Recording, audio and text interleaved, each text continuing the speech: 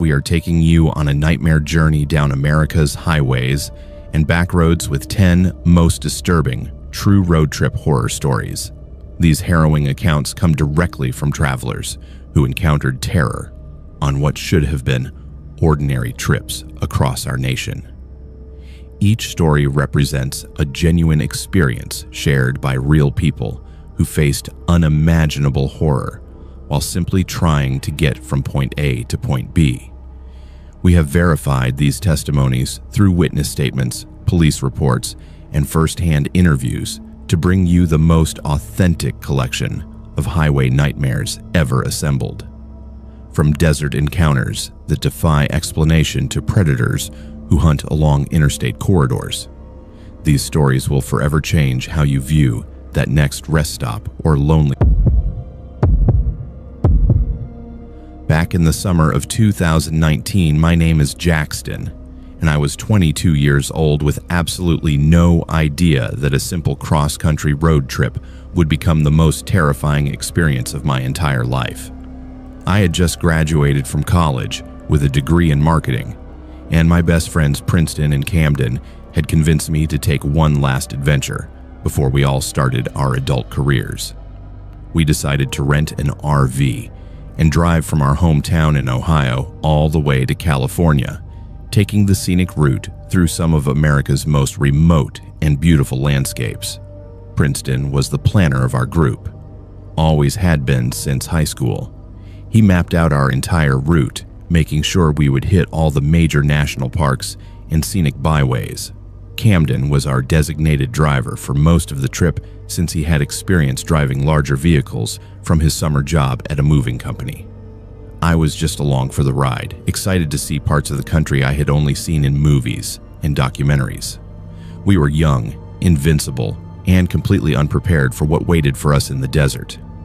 The RV we rented was a 30-foot Winnebago, nothing fancy, but it had everything we needed for 2 weeks on the road. 3 beds, a small kitchen, bathroom, and enough storage space for our camping gear and supplies. Princeton had loaded it up with enough food to feed a small army, while Camden brought his collection of survival gear that he swore we would need in case of emergencies. I brought my camera equipment, hoping to document our adventure and maybe create some content for social media. Everything went perfectly for the first week. We drove through Pennsylvania, West Virginia, Tennessee, and into Arkansas without any problems. The RV handled beautifully, we were making good time, and the weather was perfect.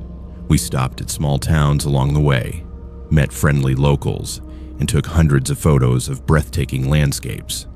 By the time we reached Oklahoma, we were feeling like seasoned road warriors, completely confident in our ability to handle whatever the road threw at us. The problem started when we decided to take a detour through New Mexico and Arizona instead of staying on the main interstate highways. Princeton had read about this scenic route that would take us through some incredible desert landscapes, an authentic Native American territory.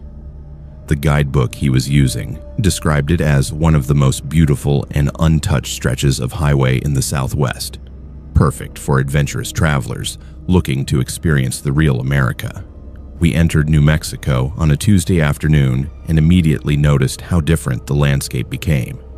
Gone were the rolling hills and green forests we had grown accustomed to.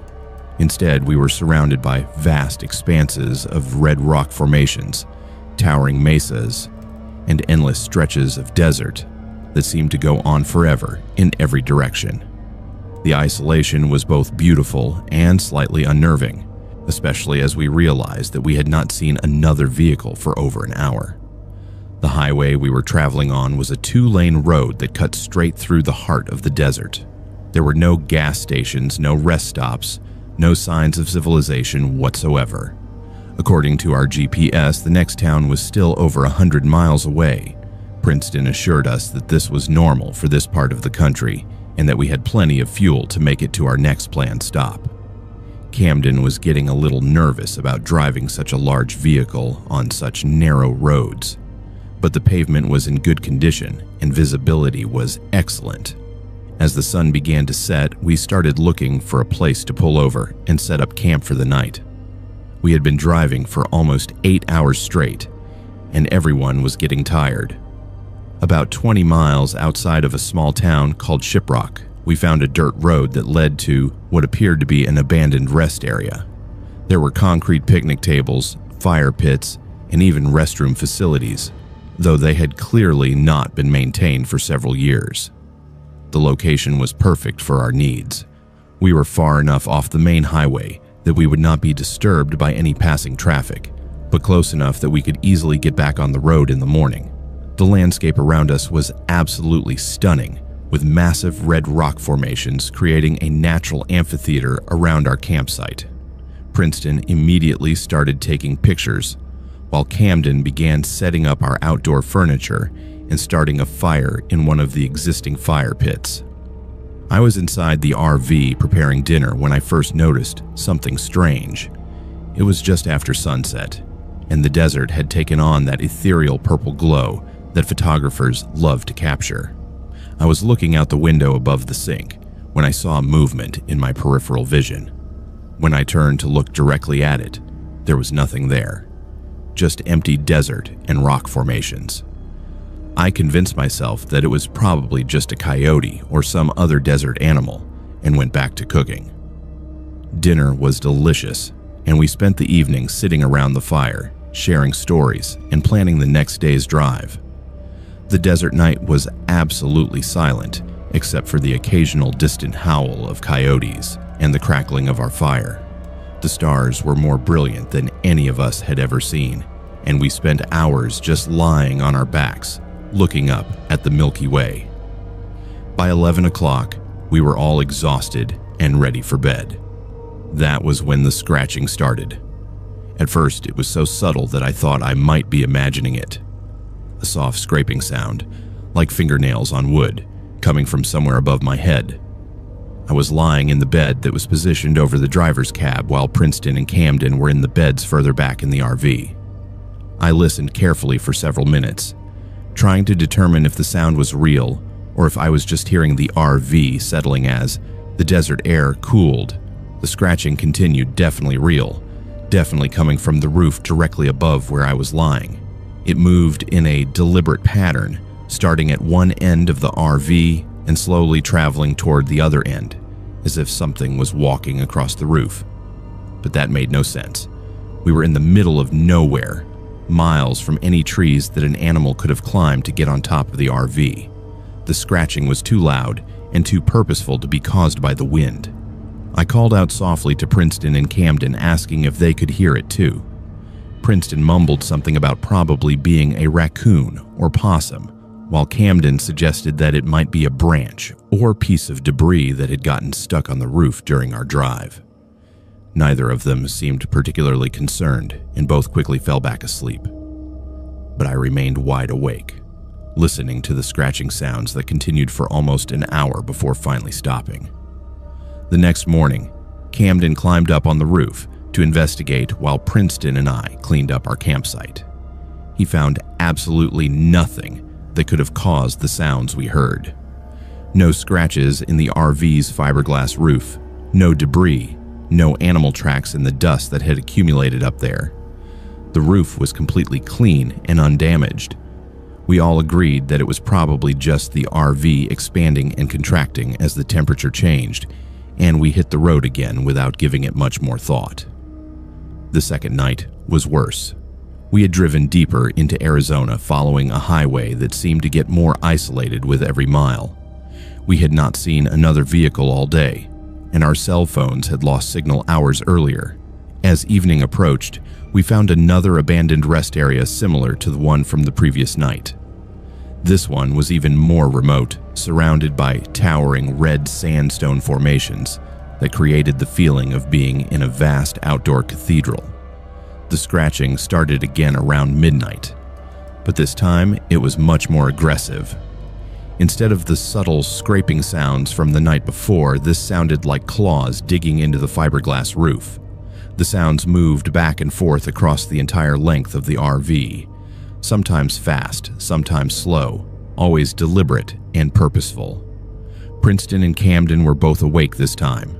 and all three of us lay in our beds, listening to whatever was moving around above us. Camden whispered that we should go outside and investigate, but Princeton firmly vetoed that idea. He said that whatever was up there might be dangerous, and that we should wait until morning to figure out what was going on. I agreed with Princeton, mainly because the thought of going outside in the dark desert to confront an unknown animal terrified me. We spent the rest of the night taking turns keeping watch, but none of us saw anything when we looked out the windows. Morning brought another thorough inspection of the roof, and once again, Camden found absolutely nothing. This time, however, he did find something disturbing around the perimeter of our campsite.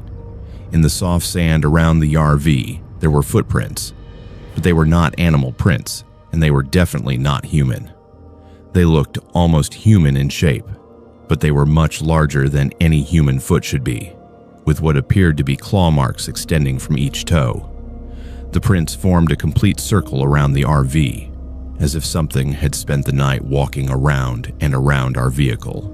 Some of the prints were so close to the RV that whatever made them would have been able to reach out and touch the sides. The thought of something stalking us while we slept was absolutely terrifying, and we immediately began packing up our campsite. As we prepared to leave, Princeton made a discovery that chilled us to the bone.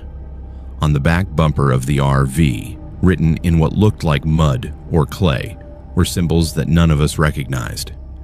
They looked almost like Native American petroglyphs, but cruder and more primitive. The symbols had definitely not been there the previous evening when we set up camp. Someone or something had marked our RV during the night. The third night was when everything went completely wrong.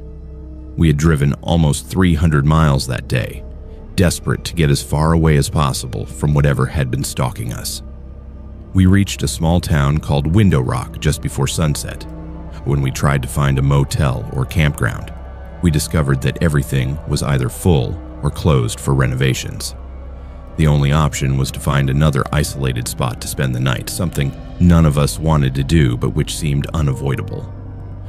About 10 miles outside of town, we found what appeared to be a legitimate campground with concrete pads, electrical hookups, and maintained restroom facilities.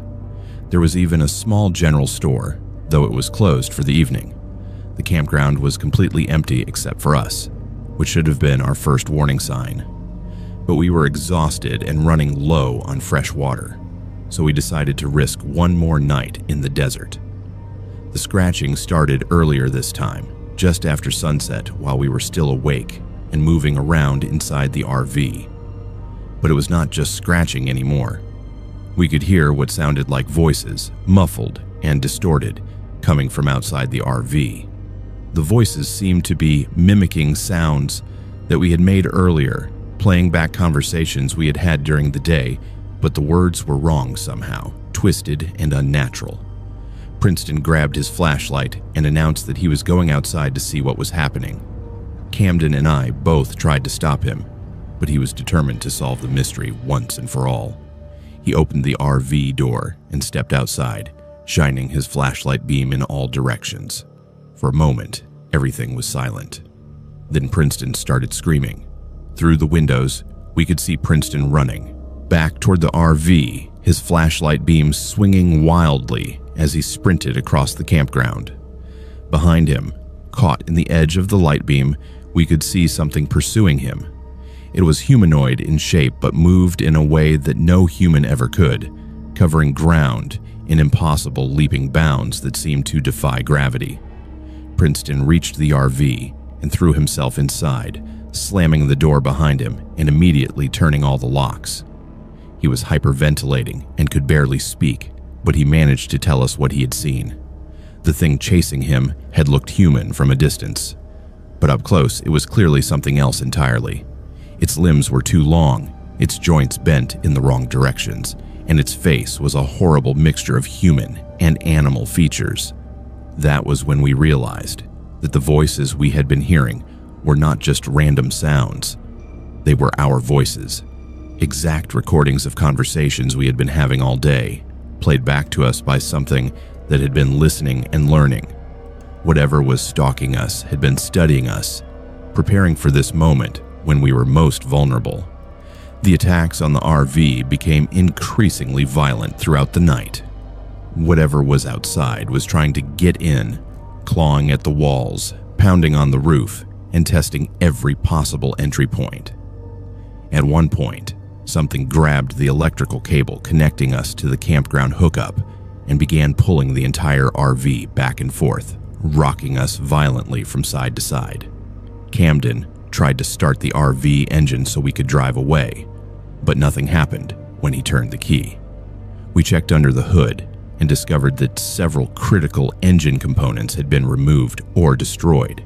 We were stranded in the middle of nowhere with something inhuman stalking us, and our only shelter was a recreational vehicle that was being systematically attacked by a creature that seemed to possess impossible strength and intelligence. Just before dawn, everything suddenly stopped. The scratching, the voices, the violent rocking of the RV, all of it ceased, as if someone had thrown a switch. We waited inside for over an hour before finally working up the courage to look outside. The campground appeared completely normal, with no sign of the creature that had terrorized us all night. A passing highway patrol officer found us later that morning and helped us get the RV towed to the nearest town for repairs. When we described our experience to the mechanic, his face went pale and he immediately recommended that we leave the area as quickly as possible. He told us that what we had encountered was something that the local Native American tribes had been warning people about for centuries, and that we were lucky to have survived the encounter. We never found out exactly what had stalked us for those 3 nights in the desert. The mechanic refused to discuss it in detail, and the few locals we spoke with would only shake their heads and advise us to never return to that part of the country. We cut our road trip short and drove straight home to Ohio, grateful to be alive and vowing never to travel through that region again. To this day, none of us can fully explain what happened during those 3 nights in the New Mexico and Arizona desert, but I know that somewhere in that vast wilderness, something inhuman is still stalking travelers who ventured too far from civilization, and I know that I will never forget the sound of our own voices being played back to us by something that should not exist. My name is Sam, and at 43 years old, I had been driving long-haul trucks for over 20 years when I encountered something that nearly ended my career and my life. I had always prided myself on being one of the most experienced and safety-conscious drivers on the road. I knew every major truck stop, every dangerous stretch of highway, and every trick that criminals used to target truckers. But in September of 2018, I learned that sometimes experience and caution are not enough to protect you from the monsters that hunt along America's highways. I was hauling a load of electronics from a warehouse in Ohio to a distribution center in Phoenix, a route I had driven dozens of times over the years. It was a straightforward run that normally took me about 36 hours of driving time spread over 4 days, with mandatory rest stops to comply with Department of Transportation regulations. I was driving a 2017 Freightliner Cascadia, pulling a 53-foot trailer, a reliable combination that had never given me any serious problems. The first 3 days of the trip went exactly as planned. I made good time through Indiana, Illinois, Missouri, and into Oklahoma without any complications. The weather was perfect, traffic was light, and I was actually running about 2 hours ahead of schedule. By the evening of the 3rd day, I was feeling confident that I would complete the delivery early and maybe even have time to visit an old friend who lived near Phoenix. That confidence disappeared when I stopped at a truck stop outside of Amarillo, Texas. The place was called Desert Wind Travel Plaza, a large facility that catered specifically to long-haul truckers. It had everything we needed: diesel fuel, a restaurant, shower facilities, a small convenience store, and parking for about 50 trucks. I had stopped there many times over the years and always found it to be well-maintained and professionally operated. The staff was friendly, the food was decent, and the security was better than most places along that route. I pulled into the parking area around 9 o'clock in the evening, planning to fuel up, grab a quick dinner, and get some sleep before completing the final leg of my journey the next morning. The parking lot was about half full, which was normal for that time of night. I found a spot near the back of the lot where I would have plenty of room to maneuver in the morning, and went through my normal routine of checking my load securement and doing a basic inspection of my truck. That was when I first noticed the blue sedan. It was parked at the edge of the truck parking area, which was unusual because regular passenger vehicles were supposed to use the separate car parking section near the main building. The car appeared to be occupied, though I could not see clearly through the tinted windows. Something about the situation felt off, but I could not identify exactly what was bothering me about it. I went inside to get dinner and take care of some paperwork. The restaurant was busy but not crowded, filled mostly with other truck drivers who were on similar schedules to mine. I found a table near the window where I could keep an eye on my truck while I ate, a habit I had developed after having equipment stolen from unsecured trailers earlier in my career. While I was eating, I struck up a conversation with another driver named Bill, who was hauling furniture from North Carolina to California. He was about my age and had similar experience on the road, so we naturally started comparing notes about routes, fuel prices, and recent changes in DOT regulations. It was the kind of casual conversation that happens all the time in truck stops across the country. During our conversation, Bill mentioned that he had been seeing the same blue sedan at several truck stops along his route over the past 3 days. He said it was always parked in the same suspicious manner, away from the main parking areas, but positioned where the occupants could watch the truckers coming and going. He had reported it to security at one location, but by the time they investigated, the car had disappeared. This information immediately got my attention because I was now seeing the same vehicle that Bill had been describing. We compared our routes and realized that we had been traveling along very similar paths, stopping at many of the same locations. If someone in that blue sedan was following truckers, they had been tracking both of us for several days. Bill suggested that we contact local law enforcement, but when we asked the truck stop security office to call police, they told us that unless a specific crime had been committed, there was nothing they could do about someone parking legally in a public area. They said they would keep an eye on the situation, but their tone suggested that they thought we were being paranoid. After dinner, I went back to my truck to prepare for sleep. I had a comfortable sleeper cab with a bed, small refrigerator, and basic amenities that allowed me to live on the road for weeks at a time. I went through my normal evening routine of checking my doors and windows, reviewing my logbook, and setting my alarm for an early departure. Before settling down for the night, I took one more look around the parking lot. The blue sedan was still there, but now it had moved to a different location. It was parked behind a row of trailers, where it would be harder to see from the main building, but still positioned to observe the truck parking area. This confirmed my suspicions that whoever was in that car was deliberately watching the truckers. I decided to take some precautions. I locked all my doors, kept my cell phone fully charged and within easy reach, and placed a tire iron under my pillow where I could access it quickly if needed. I also made a note of the sedan's license plate number and sent a text message to my dispatcher with all the details, asking them to contact authorities if they did not hear from me by my scheduled check-in time the next morning. Around 3 o'clock in the morning, I was awakened by the sound of someone trying the door handle on my truck. I remained perfectly still and listened carefully, trying to determine how many people were outside and what they might be planning. Through the curtains of my sleeper cab, I could see at least 2 figures moving around my truck, testing doors and examining the trailer coupling. One of them was using what appeared to be a flashlight or cell phone light to inspect something near the rear of my trailer. The other person was at the driver's side of the cab, apparently trying to determine if I was inside and awake. They were being very quiet and deliberate in their movements, clearly experienced at whatever they were attempting to do. I quietly reached for my cell phone to call 911, but discovered that I had no signal. This was extremely unusual because the truck stop was located near a major highway, and cellular coverage in the area had always been excellent during my previous visits. Someone was jamming cell phone signals, which meant this was not a random theft attempt, but a coordinated attack. The people outside my truck were now having a whispered conversation, but I could not make out what they were saying.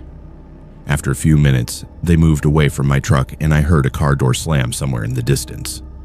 I waited another hour before carefully looking out to see if they had left the area.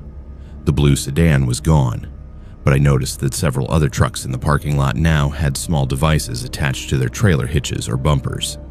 These appeared to be some kind of tracking equipment, probably GPS units that would allow the criminals to follow specific vehicles after they left the truck stop.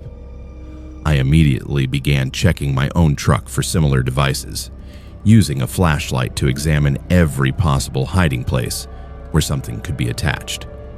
I found a small magnetic device stuck to the underside of my trailer, positioned where it would be almost impossible to spot during a normal pre-trip inspection. The device was about the size of a matchbox and appeared to be some kind of GPS tracker. It had a small antenna and what looked like a cellular modem, suggesting that it could transmit location data in real time to whoever was monitoring it. I carefully removed it and placed it in a metal container in my cab that would block any signals it might be sending. At this point, I realized that I was dealing with something much more serious than simple truck stop crime. Someone was systematically tracking long-haul truckers, probably planning to rob them at isolated locations along their routes.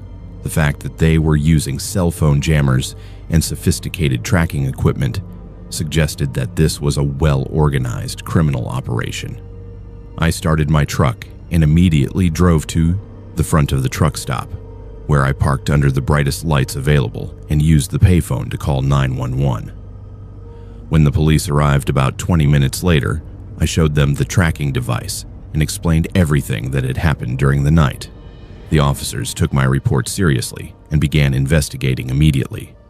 They found similar tracking devices on 8 other trucks in the parking lot and discovered that the blue sedan I had been seeing was registered to a known criminal who was wanted in connection with several truck hijackings in Texas and New Mexico. Over the next few hours, more law enforcement officers arrived, including detectives from a multi-state task force that had been investigating a series of truck-related crimes. They told me that my report had provided them with crucial evidence that confirmed their suspicions about a criminal organization that was targeting long-haul truckers throughout the Southwest. The investigation revealed that the criminals were using truck stops as surveillance points to identify valuable loads and track truckers to isolated areas where they could be robbed without witnesses. In several cases, drivers who resisted had been seriously injured or killed. The tracking devices allowed the criminals to follow their targets for hundreds of miles, waiting for the perfect opportunity to strike. The man in the blue sedan turned out to be part of a larger network that included corrupt truck stop employees who provided inside information about valuable shipments and driver schedules. They had been operating for over 2 years and were responsible for at least 15 truck hijackings and 3 homicides. Thanks to the evidence I provided and the cooperation of other drivers who had seen suspicious activity, law enforcement was able to arrest 7 people involved in the operation.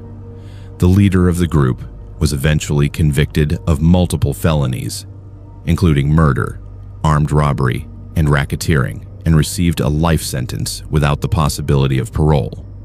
The experience fundamentally changed how I approach truck stop security. I now perform much more thorough inspections of my vehicle at every stop, and I am much more aware of other people in truck stop parking areas. I also carry additional communication equipment that cannot be easily jammed, and I maintain regular contact with other drivers who travel similar routes. Most importantly, I learned to trust my instincts when something feels wrong. The criminal organization that targeted me was sophisticated and well organized, but they made the mistake of being too persistent in their surveillance. By paying attention to patterns and details that seemed out of place, I was able to identify the threat before it became deadly. The trucking industry has implemented additional security measures since this incident, including better lighting at truck stops, improved communication systems, and increased coordination with law enforcement agencies. But the threat still exists, and drivers need to remain vigilant about the possibility of being targeted by criminals who view us as easy prey. Every time I stop at a truck stop now, especially during overnight hours, I remember that night in Texas when I came closer to becoming a victim than I ever want to experience again. The highway can be a dangerous place, not just because of traffic accidents or mechanical failures, but because there are people out there who make their living by preying on those of us who make our living on the road. I still love being a truck driver, and I still believe that the vast majority of people I encounter are honest and decent. But I will never again underestimate the importance of staying alert and being prepared for the possibility that someone might be watching, waiting for the right moment to turn a routine stop into a nightmare. My name is Braylon, and when I was 17 years old, I witnessed something at a highway rest stop that changed my entire understanding of how dangerous the world really is. This happened during the summer of 2021, when my family and I were driving from our home in Denver to visit relatives in Phoenix. What started as a routine family vacation became the catalyst for uncovering a human trafficking operation that had been preying on travelers along major interstate highways for years. I was the typical teenage skeptic who thought my parents were overprotective and paranoid about stranger danger. At 17, I felt like I was old enough to handle myself in any situation, and I often rolled my eyes when my mom would lecture me and my younger sister about staying close to the family during our stops on long road trips. I thought their warnings about talking to strangers or wandering off alone were outdated advice that did not apply to someone my age. Our family had been driving for about 6 hours when we stopped at a large rest area along Interstate 25 in New Mexico. It was one of those major facilities that serves thousands of travelers every day, with extensive parking areas, multiple restroom buildings, picnic areas, and even a small visitor center with tourist information. The place was busy but not crowded, with maybe 30 or 40 other vehicles in the parking area when we arrived. My parents and my 13-year-old sister Emma went to use the restrooms, while I stayed near our SUV to stretch my legs and check my phone for messages. I was leaning against the car, half paying attention to the other people moving around the rest area, when I noticed a white panel van parked at the far edge of the parking lot, away from most of the other vehicles. What caught my attention was not the van itself, but the way the people around it were behaving. There were 3 men standing near the van, and they kept looking around nervously, as if they were watching to see if anyone was paying attention to them. One of them was talking on a cell phone while the other 2 seemed to be having an intense conversation about something. While I was watching them, I saw a young woman walking toward the restroom building. She appeared to be about college age, maybe 20 or 21, traveling alone. She had pulled up in a small sedan and was walking across the parking lot with her purse and a bottle of water. Nothing about her seemed unusual or suspicious, just another traveler taking a break during a long drive. That was when I saw one of the men from the white van start following her. He stayed about 20 feet behind her, matching her pace and direction, but trying to appear casual about it. When she went into the women's restroom, he positioned himself near the building entrance where he could see when she came out. The other 2 men had moved closer as well, and all 3 of them were now clearly focused on this young woman. I felt like something was wrong, but I was not sure what I should do about it. These were grown adults, and I was just a teenager who might be misinterpreting a perfectly innocent situation. Maybe they were waiting for someone they knew, or maybe they were just killing time while taking their own rest break. But the way they were watching this woman made me uncomfortable. When the young woman came out of the restroom, the 3 men immediately started moving toward her. They spread out so that they were approaching from different directions, which seemed like a coordinated tactic rather than a coincidence. One of them called out to her, saying something I could not hear from my distance, and she stopped and turned to face him. From her body language, it was clear that she did not know this person and was not expecting to be approached by him. She took a step back and shook her head at whatever he was saying to her. The man kept talking and moving closer, while the other two men positioned themselves on either side of her, effectively blocking her path back to her car. That was when I realized I was witnessing an abduction in progress. The young woman was now clearly frightened and was looking around for help, but most of the other people in the rest area were either inside the buildings or too far away to notice what was happening. The three men were closing in on her, and one of them had grabbed her arm and was trying to pull her toward the white van. I ran toward my family, who were just coming out of the restroom building. I started yelling that someone was being kidnapped and pointing toward the white van. My dad immediately looked in the direction I was pointing and saw the three men forcing the young woman toward their vehicle.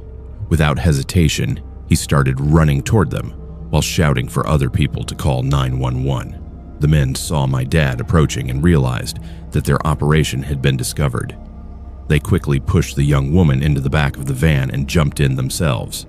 The van started moving immediately, speeding toward the rest area exit, while my dad chased them on foot.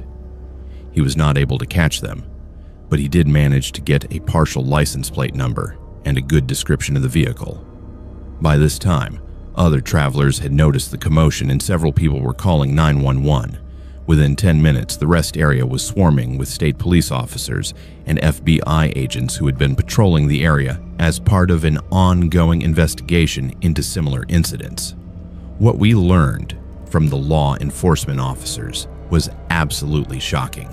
The FBI had been tracking a human trafficking ring that was operating along major interstate highways throughout the Southwest. The criminals were using rest areas, truck stops, and gas stations as hunting grounds, where they would identify and abduct young women who were traveling alone.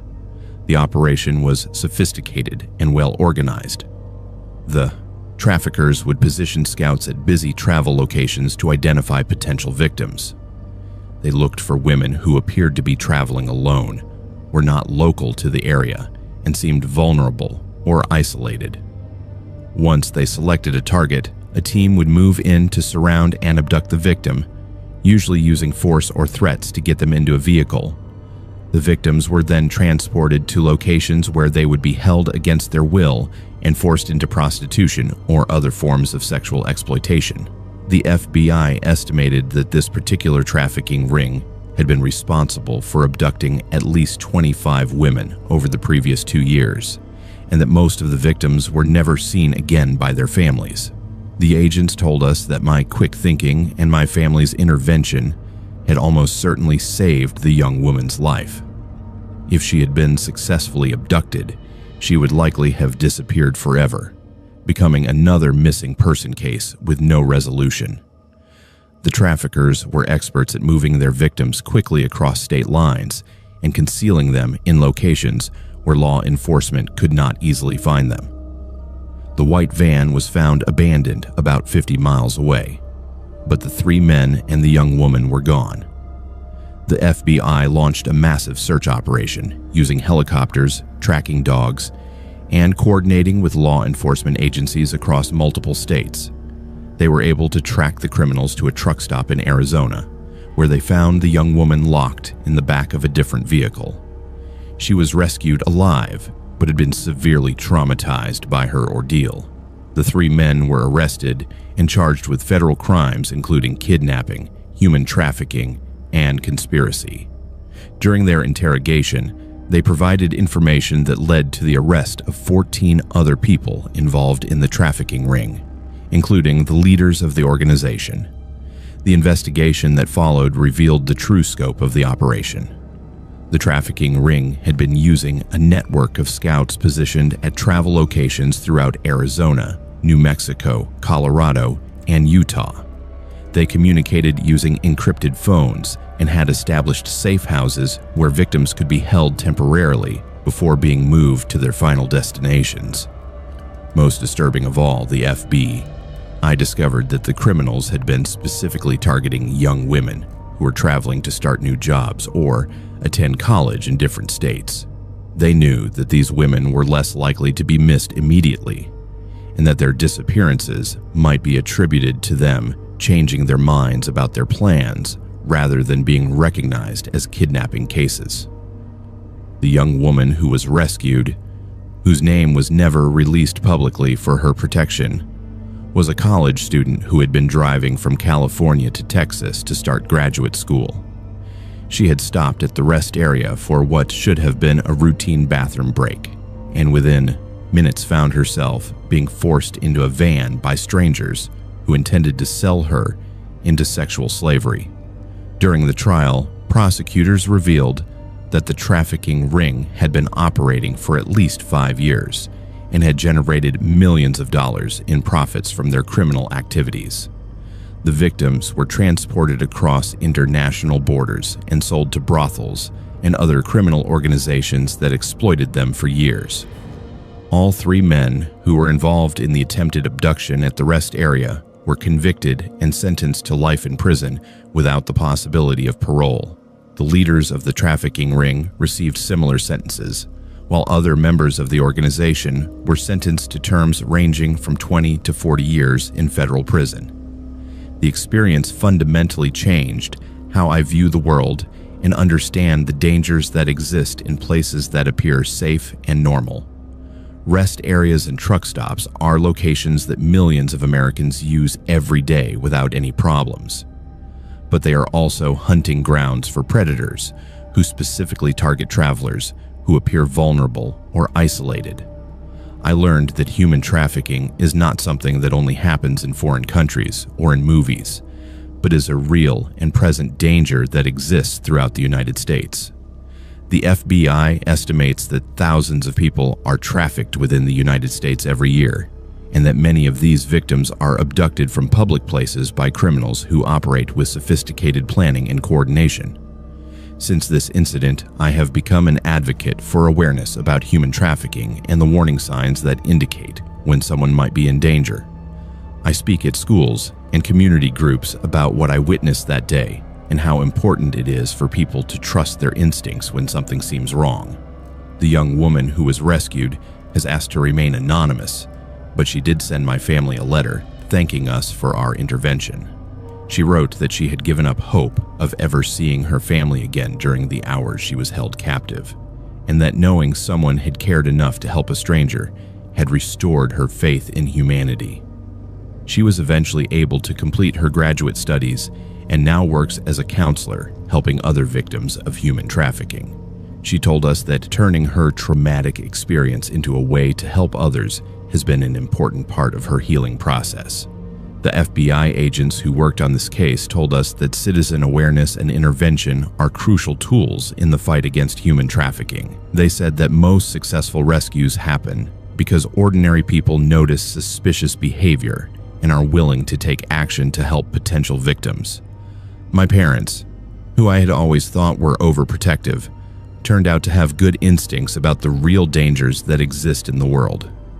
The experience taught me that being aware of your surroundings and trusting your instincts when something feels wrong are not signs of paranoia, but important survival skills. I will never forget that day at the rest area, or the knowledge that a few minutes of inaction could have resulted in an innocent young woman disappearing forever. The highway rest stops and travel centers that connect our cities and states are generally safe places, but they are also locations where predators hunt for victims among the millions of travelers who use these facilities every year. Today, whenever I stop at a rest area or gas station during a road trip, I pay attention to the people around me and watch for behavior that seems suspicious or threatening.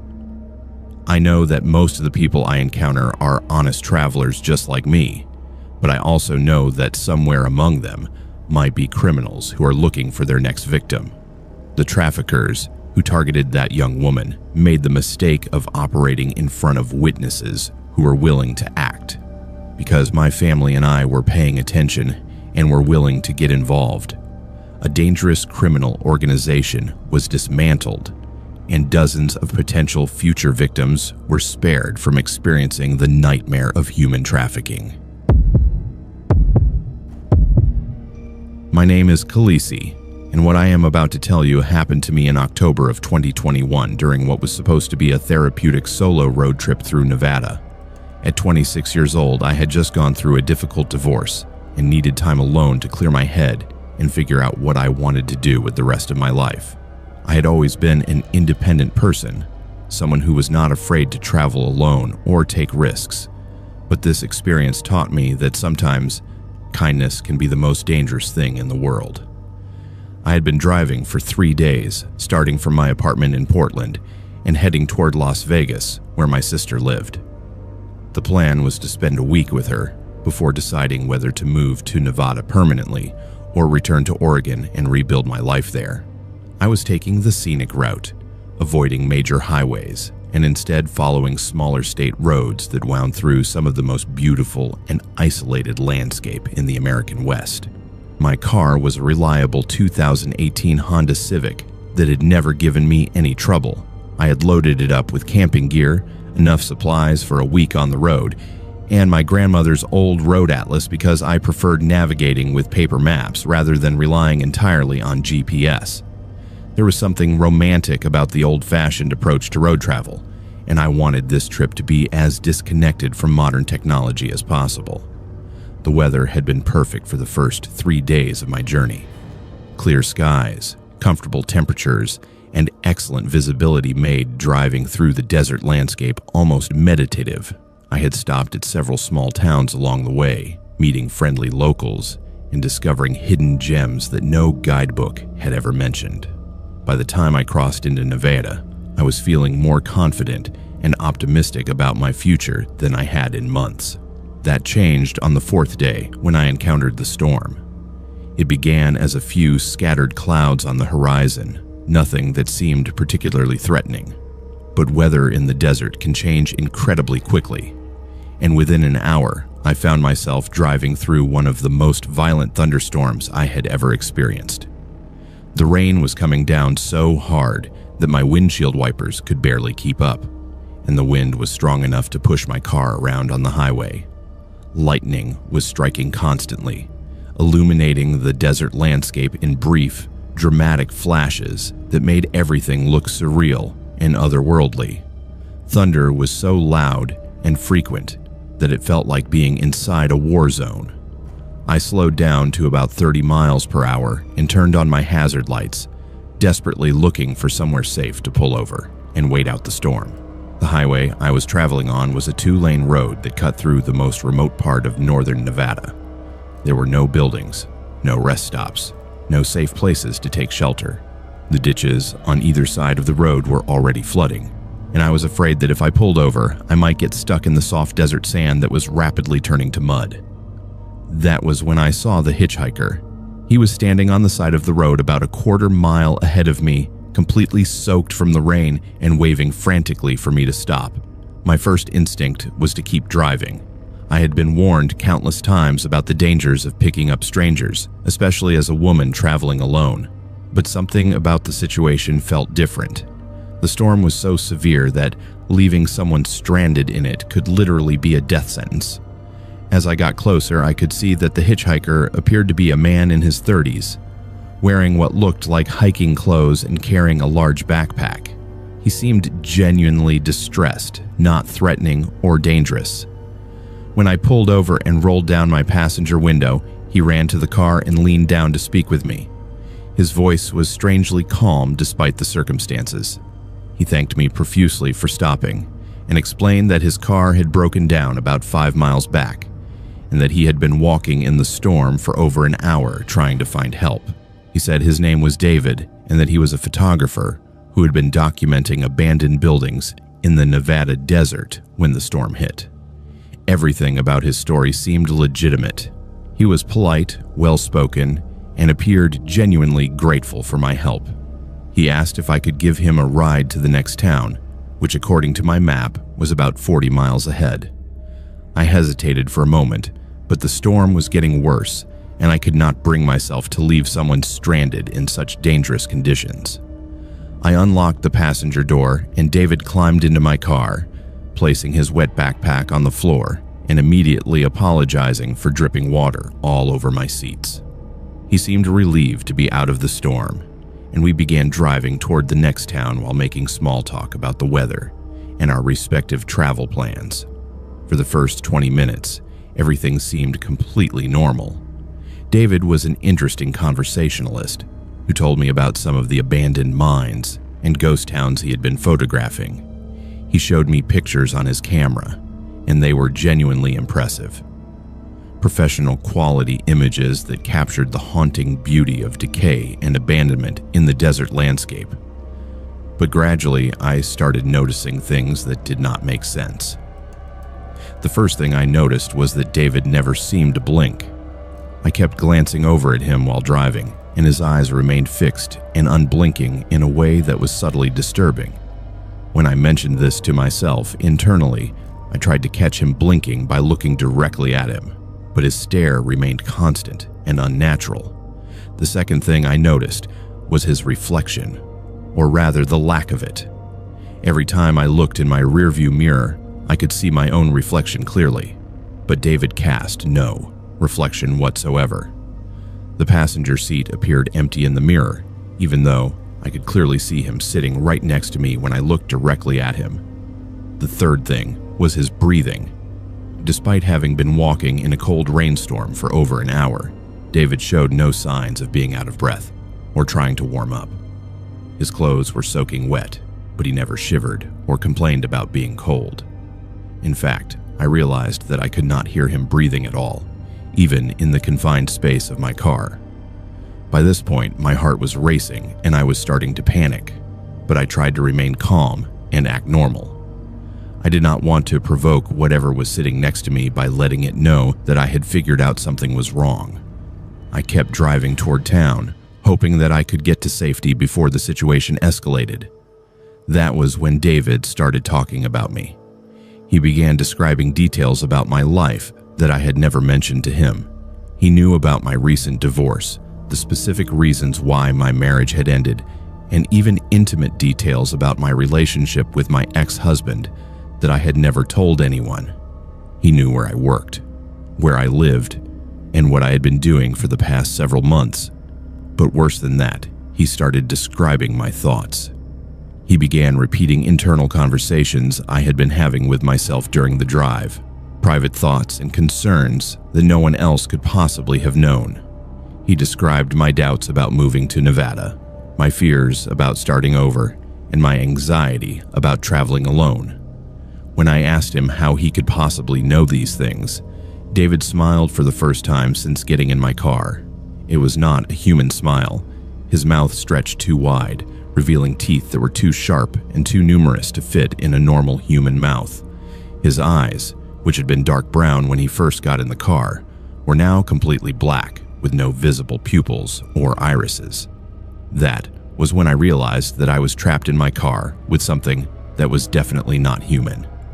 David began speaking in my own voice, perfectly mimicking my accent and speech patterns while repeating conversations I had had with friends and family over the past few weeks.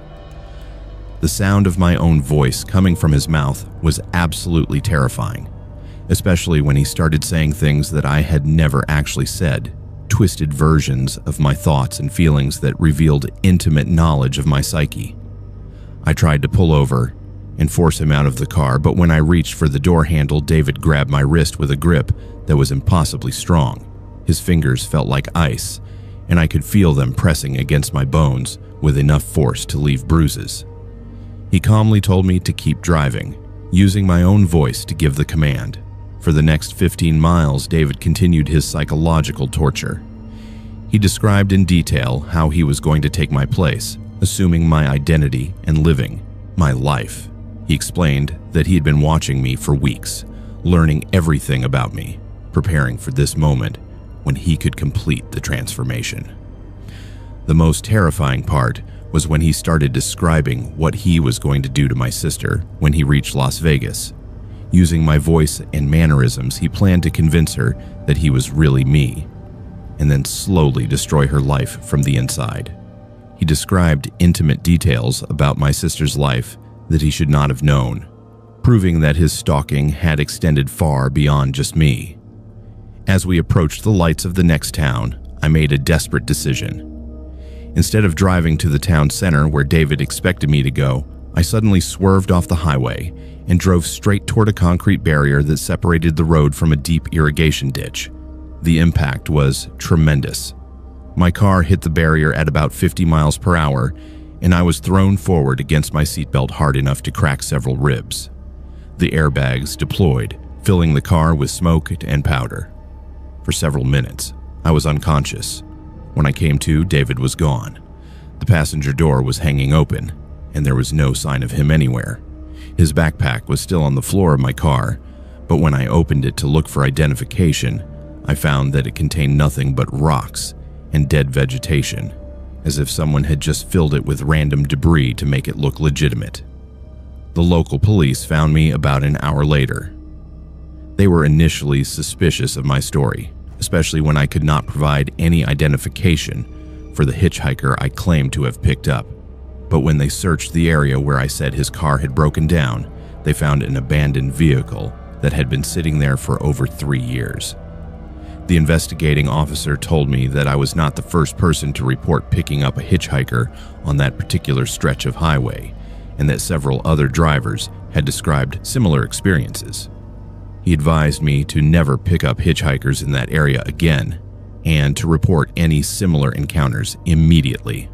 I never made it to Las Vegas. Instead, I had my car towed back to the nearest town and flew home to Oregon the next day. The experience left me with a profound fear of traveling alone, and I have never again picked up a hitchhiker under any circumstances. To this day, I do not know what David actually was or what would have happened if I had not crashed my car. But I know that something inhuman had been stalking me for weeks, learning everything about my life, preparing to take my place. And I know that somewhere in the Nevada desert, it is still waiting for the next lonely traveler to show it kindness. My name is Jason, and I need to tell you about the worst 3 hours of my life, which happened in March of 2019 when my younger brother Jason and I were driving across the country to start new jobs in California.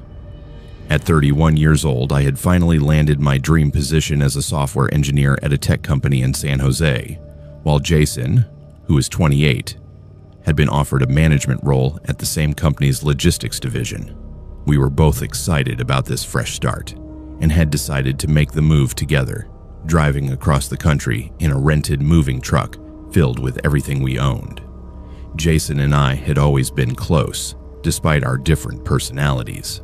I was the cautious, analytical one who planned everything in advance, while he was more spontaneous and trusting of people. We balanced each other out well, and this cross-country move felt like the perfect opportunity for us to start a new chapter of our lives in a place where we could both pursue our career goals. The moving truck we had rented was a 26-foot budget truck, large enough to hold both of our apartments' worth of furniture and belongings. We had loaded it carefully over 2 days, making sure everything was secured properly for the long drive ahead. The plan was to drive from our hometown of Cleveland, Ohio to San Jose in 4 days, taking turns behind the wheel and staying in motels along the way. The first 3 days of our trip went perfectly. We made excellent time driving through Illinois, Missouri, Kansas, and into Colorado. The weather was beautiful, the truck was running well, and we were both in great spirits about our upcoming new jobs. We spent hours talking about our plans for California, the apartments we wanted to find, and how different our lives were going to be on the West Coast. On the 4th morning, we left Denver early and began the final push toward California. We were planning to drive straight through to San Jose, a distance of about 1,200 miles that would take us approximately 18 hours with breaks for fuel and food. It was an ambitious plan, but we were both eager to reach our destination and start our new lives. The problems began when we stopped for lunch at a rest area outside of Grand Junction, Colorado.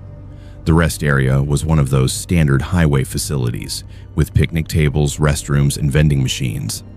It was not particularly busy, with maybe a dozen other vehicles in the parking area when we arrived around noon. The location seemed safe and well maintained, exactly the kind of place where travelers regularly stopped without any concerns about security. We parked the moving truck in a spot that would give us plenty of room to maneuver when we were ready to leave, and walked over to one of the picnic tables to eat the sandwiches we had packed for lunch. The day was warm and sunny, and it felt good to get out of the truck and stretch our legs after driving for several hours. While we were eating, a man approached our table and asked if we needed any help with directions or recommendations for places to stop along our route. He appeared to be in his 40s, casually dressed, and seemed genuinely friendly. He introduced himself as Mike and said he was a local who often helped travelers who were passing through the area. Mike asked where we were headed, and when we told him we were moving to California, he became very interested in our story. He asked about our jobs, where we were planning to live, and how long we'd been planning the move. His questions seemed like normal small talk, but looking back, I realized he was gathering information about us and our situation. After talking for about 10 minutes, Mike excused himself and walked back toward the parking area. Jason and I finished our lunch and were getting ready to continue driving when we noticed that Mike was talking to two other men near a pickup truck that had not been there when we arrived. The three of them kept glancing in our direction while they talked, which made me uncomfortable. I suggested to Jason that we should leave immediately, but he thought I was being paranoid. He pointed out that we had not seen or heard anything actually threatening, and that the men might just be curious about our moving truck or planning their own travel routes. Jason has always been more trusting than me, and he convinced me that I was overreacting to what was probably just a normal interaction between travelers. We walked back to our truck, and I started the engine while Jason secured some items that had shifted during the morning drive. That was when the three men approached us. Mike came to the driver's side window while the other two men positioned themselves on either side of the truck. Mike's demeanor had completely changed from the friendly traveler we had met earlier. His voice was now cold and commanding, and he was holding something in his right hand that I could not quite see clearly. He told me to turn off the engine and get out of the truck. When I asked why, he showed me that he was holding a knife with about a 4-inch blade.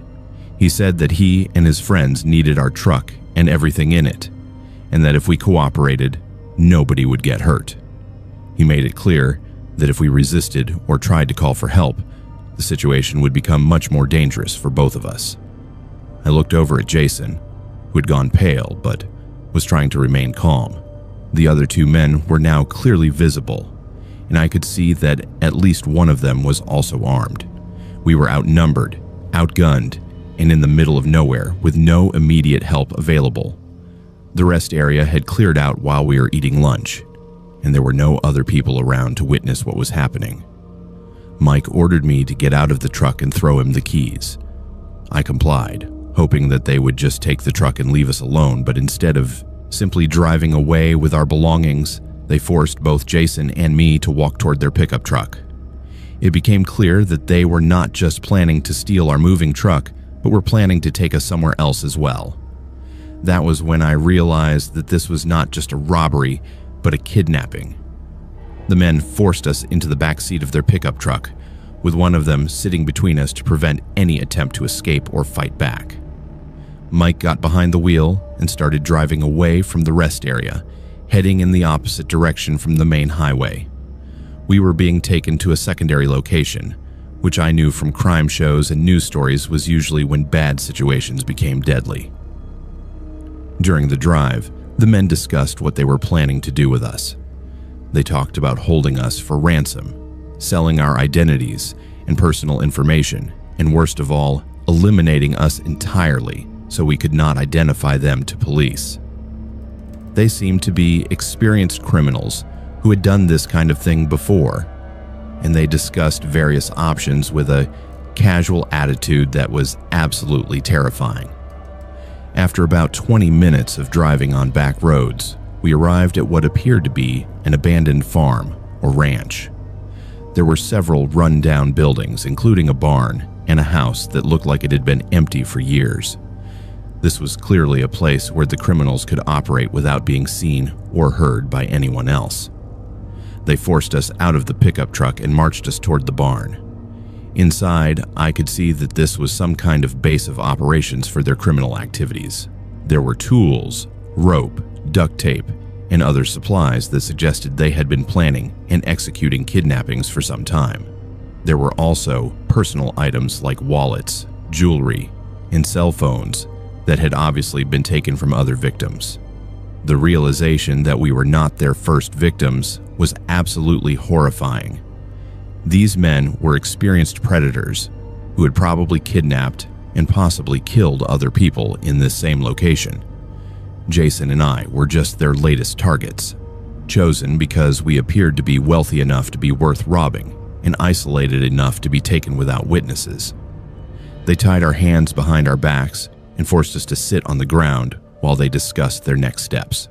Mike seemed to be the leader of the group, and he was arguing with the other two men about whether to demand ransom from our families or to simply take everything we had and dispose of us immediately. The casual way they discussed ending our lives was more terrifying than any movie or TV show I had ever seen. While they were arguing, I was desperately trying to think of a way to escape or signal for help. The barn had several windows, but they were too high to reach and probably too dirty for anyone outside to see through. The doors were heavy and would make noise if we tried to open them. Our cell phones had been taken away, so we had no way to call for help even if we could get free from the ropes. Then I remembered that I had activated a GPS tracking service on the moving truck as part of the rental agreement. The service was designed to help the rental company locate their vehicles if they were stolen, but it also meant that our families would be able to track our location if we failed to check in as planned.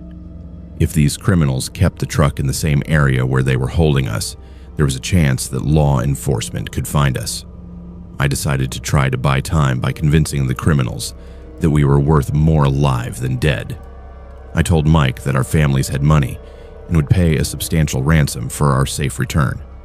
I also told him that our new employer was expecting us to report for work the next day, and that if we did not show up, they would immediately contact authorities and begin looking for us. This information seemed to interest Mike, and he began asking more detailed questions about our financial situations and our family's ability to pay ransom. I provided him with partially true information that made us seem valuable enough to keep alive, while avoiding giving him enough details to actually contact our families or cause them additional harm. While Mike was focused on me, Jason was working on loosening the ropes around his wrists. The criminals had tied us up quickly and had not checked their work very carefully. After about an hour of careful manipulation, Jason managed to free his hands without attracting attention from our captors.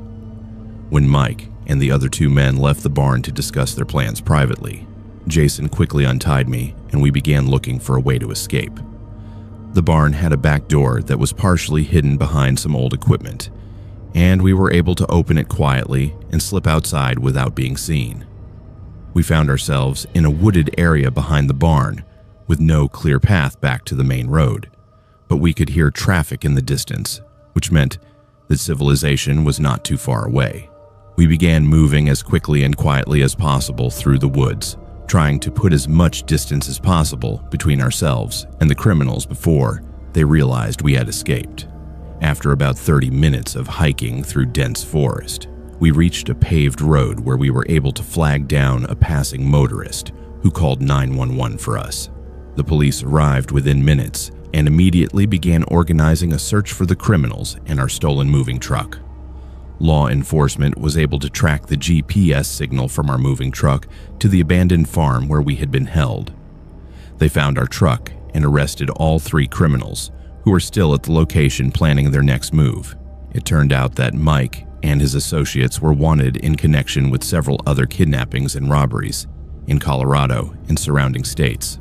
The investigation revealed that the criminals had been operating their kidnapping scheme for over 2 years, targeting travelers who appeared to have valuable belongings or financial resources. They had been using the abandoned farm as their base of operations, and police found evidence connecting them to at least 8 other cases involving missing persons and stolen vehicles. We were incredibly fortunate to escape when we did. During the trial, prosecutors revealed that the criminals had been planning to kill us that same evening, regardless of whether our families paid any ransom demand. They had murdered at least 3 other victims in similar circumstances, and our case was just the latest in a series of crimes that might have continued indefinitely if we had not escaped and led police to their location. The experience fundamentally changed both Jason and me. We both developed anxiety about traveling, especially in remote areas, and we became much more cautious about interacting with strangers. The trust and optimism that had characterized our relationship with the world was replaced by a constant awareness of potential threats and dangers. We did eventually make it to California and started our new jobs, but the shadow of that experience followed us for years. We both sought therapy to deal with the trauma, and it took a long time before we felt comfortable traveling together again. The moving truck and all our belongings were recovered, but many of our personal items had been damaged or contaminated by the criminals' activities.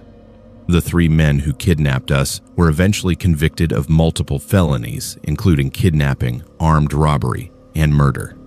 Mike received a life sentence without the possibility of parole, while his 2 accomplices received sentences of 25 to 40 years in prison. The trials were difficult for us to endure, but we knew that our testimony was crucial to ensuring that these dangerous criminals could never hurt anyone else. Today, Jason and I both work in California and have built successful careers and lives on the West Coast.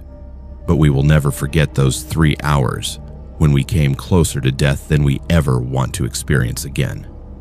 The experience taught us that evil can appear anywhere, even in places that seem safe and normal, and that the line between a routine stop and a life-threatening situation can be crossed in an instant.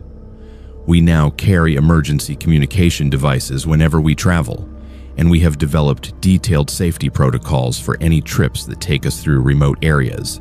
Most importantly, we have learned to trust our instincts when something feels wrong, even if we cannot immediately identify what the threat might be.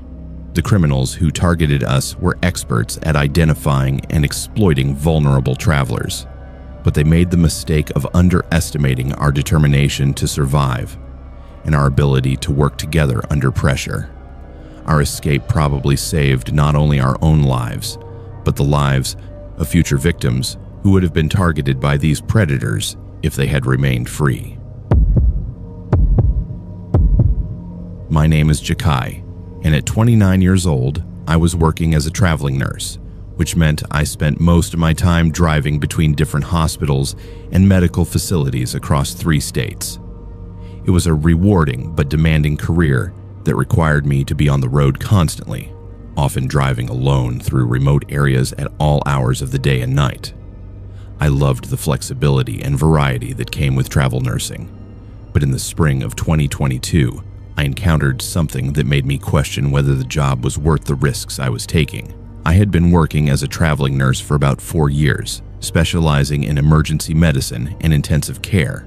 My assignments typically lasted between 8 and 13 weeks, and I would drive my own car between locations rather than flying, since I needed reliable transportation once I arrived at each new hospital. This meant I was very familiar with the highway systems throughout the Midwest and had developed efficient routes between the major cities where I most often worked. My car was a 2020 Honda Accord that I had specifically chosen for its reliability and fuel efficiency.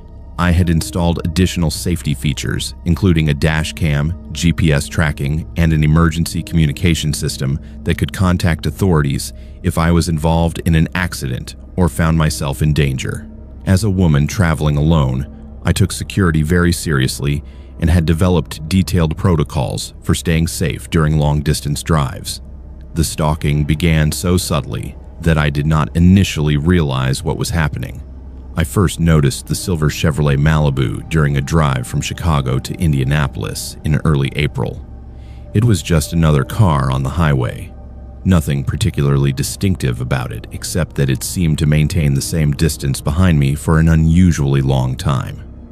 When I changed lanes, it changed lanes. When I adjusted my speed, it adjusted its speed accordingly. At first, I assumed it was just coincidence. Highway driving often creates situations where vehicles end up traveling together for extended periods, especially when traffic conditions and speed limits create natural groupings. But after about 2 hours of this pattern, I began to feel uncomfortable about the situation. I decided to test whether the car was actually following me by taking an exit for a rest stop that I had not originally planned to use. The silver Malibu followed me off the highway and into the rest area parking lot. When I parked and went inside to use the restroom and buy a drink, I noticed through the window that the Malibu had parked several spaces away, but the driver remained in the vehicle and appeared to be watching the building entrance. When I came back outside, I pretended to check my phone while secretly observing the other car. I could see that the driver was a man, probably in his 40s or 50s, but I could not make out his features clearly due to the distance and the tinted windows of his vehicle. He seemed to be waiting for me to leave, which confirmed my suspicions that this was not a coincidence. I got back in my car and continued toward Indianapolis, and sure enough, the silver Malibu followed me back onto the highway and resumed its position several car lengths behind me. This continued for the remainder of my drive, and the car only disappeared when I exited the highway near the hospital where I was scheduled to start my new assignment. Over the next few weeks, I began noticing the same silver Malibu during several other trips between assignments. It would appear at different points along my route, sometimes following me for just a few miles, sometimes for several hours. The pattern was inconsistent enough that I initially thought it might be different cars that just happened to look similar. But gradually I began to recognize specific details like a damaged bumper and a particular arrangement of items on the dashboard. By early May, I was certain that someone was deliberately following me during my travels. The silver Malibu had appeared during at least 6 different trips, and the driver's behavior was becoming more aggressive.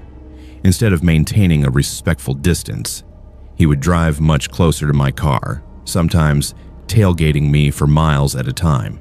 He would flash his headlights, honk his horn, and make gestures that I could see in my rearview mirror. I started documenting every encounter with photographs and detailed notes about dates, times, locations, and the car's license plate number. I also began altering my travel routes and schedules to see if I could avoid the stalker, but he seemed to know my patterns well enough to anticipate where I would be driving and when. The situation escalated significantly during a trip from St. Louis to Milwaukee in mid-May. The silver Malibu appeared shortly after I left St. Louis and followed me for the entire 4-hour drive. But this time, instead of just following, the driver began trying to force me to pull over. He would speed up and get alongside my car, gesturing for me to roll down my window or exit the highway. When I refused to acknowledge him, he would drop back and then repeat the process. At one point, he pulled directly in front of me and began slowing down, apparently trying to force me to stop. I was able to change lanes and pass him, but the experience was absolutely terrifying. I was driving 70 miles per hour on a busy interstate highway, and this person was creating dangerous situations that could have resulted in serious accidents involving multiple vehicles.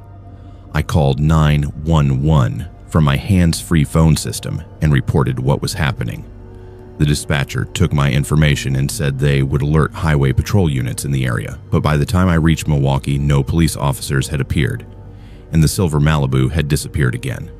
That evening, I filed a formal police report with the Milwaukee Police Department. The officers I spoke with were sympathetic, but explained that stalking cases involving multiple jurisdictions were complex to investigate and prosecute.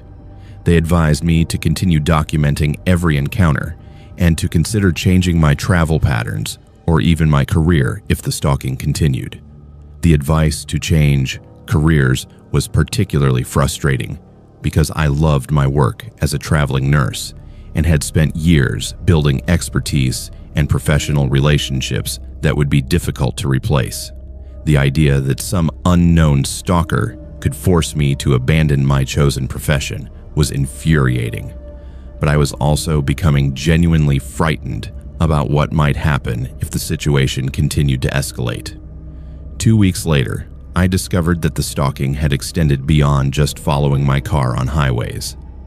I was staying at an extended stay hotel in Detroit while working at a hospital there, and I noticed the same silver Malibu parked in the hotel parking lot. The car was positioned where the driver could observe my room and monitor my comings and goings. When I reported this to hotel security, they reviewed their parking lot surveillance footage and confirmed that the vehicle had been there for 3 days, even though the driver was not registered as a guest at the hotel. Security contacted local police, but by the time officers arrived, the car was gone. That same night, I found a note tucked under the windshield wiper of my car. The message was brief, but deeply disturbing. It contained personal information about me that the stalker should not have known, including details about my work schedule, the hospitals where I had recent assignments, and even information about my family members who lived in other states. The note made it clear that the stalking was not random, but rather a targeted campaign by someone who had been researching my life and activities extensively. The writer claimed that we were meant to be together and that he had been watching over me for months. He described specific details about my daily routines and expressed anger that I had been ignoring his attempts to communicate with me on the highway. Most disturbing of all, the note contained threats about what would happen if I continued to refuse his attention. He wrote that he knew where I lived, where I worked, and where my family lived, and that he would not allow me to run away from what he described as our relationship. I immediately contacted the FBI, since the stalking was clearly occurring across state lines and involved interstate travel. The federal agents I spoke with were much more knowledgeable about stalking cases than the local police had been, and they began a formal investigation immediately. The FBI was able to identify the stalker within 2 weeks of beginning their investigation. He was a 47-year-old man named Robert who worked as a long-haul truck driver, which explained how he was able to appear in multiple states and follow my travel patterns so effectively. He had been using his knowledge of highway systems and truck stop locations to track my movements and plan his surveillance. The investigation revealed that Robert had been stalking me for over 8 months, far longer than I had realized. He had been following me during my very first assignment as a traveling nurse and had gradually escalated his behavior over time.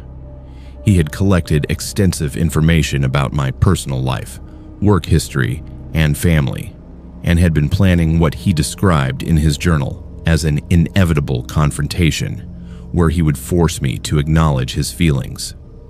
Most chilling of all, investigators found evidence that I was not his first victim. Robert had stalked at least 3 other women over the previous 5 years, using similar tactics of following them on highways and gathering personal information about their lives.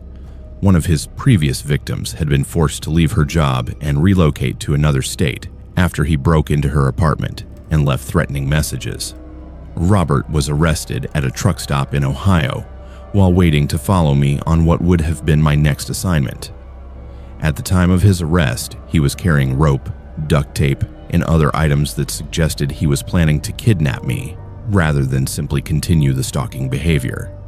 He was charged with multiple federal crimes, including interstate stalking, making terroristic threats, and conspiracy to commit kidnapping.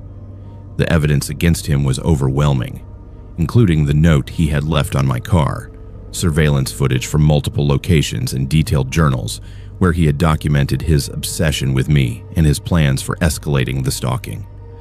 During the trial, prosecutors revealed that Robert had been planning to force me off the road during one of my trips and take me to a remote location where he could hold me prisoner indefinitely. He had researched isolated areas along my regular travel routes and had prepared a location where he intended to keep me captive. Robert was ultimately convicted on all charges and sentenced to 15 years in federal prison. The judge specifically noted the interstate nature of his crimes and the fact that his behavior had escalated to planning a kidnapping, which demonstrated that he posed a serious ongoing threat to public safety.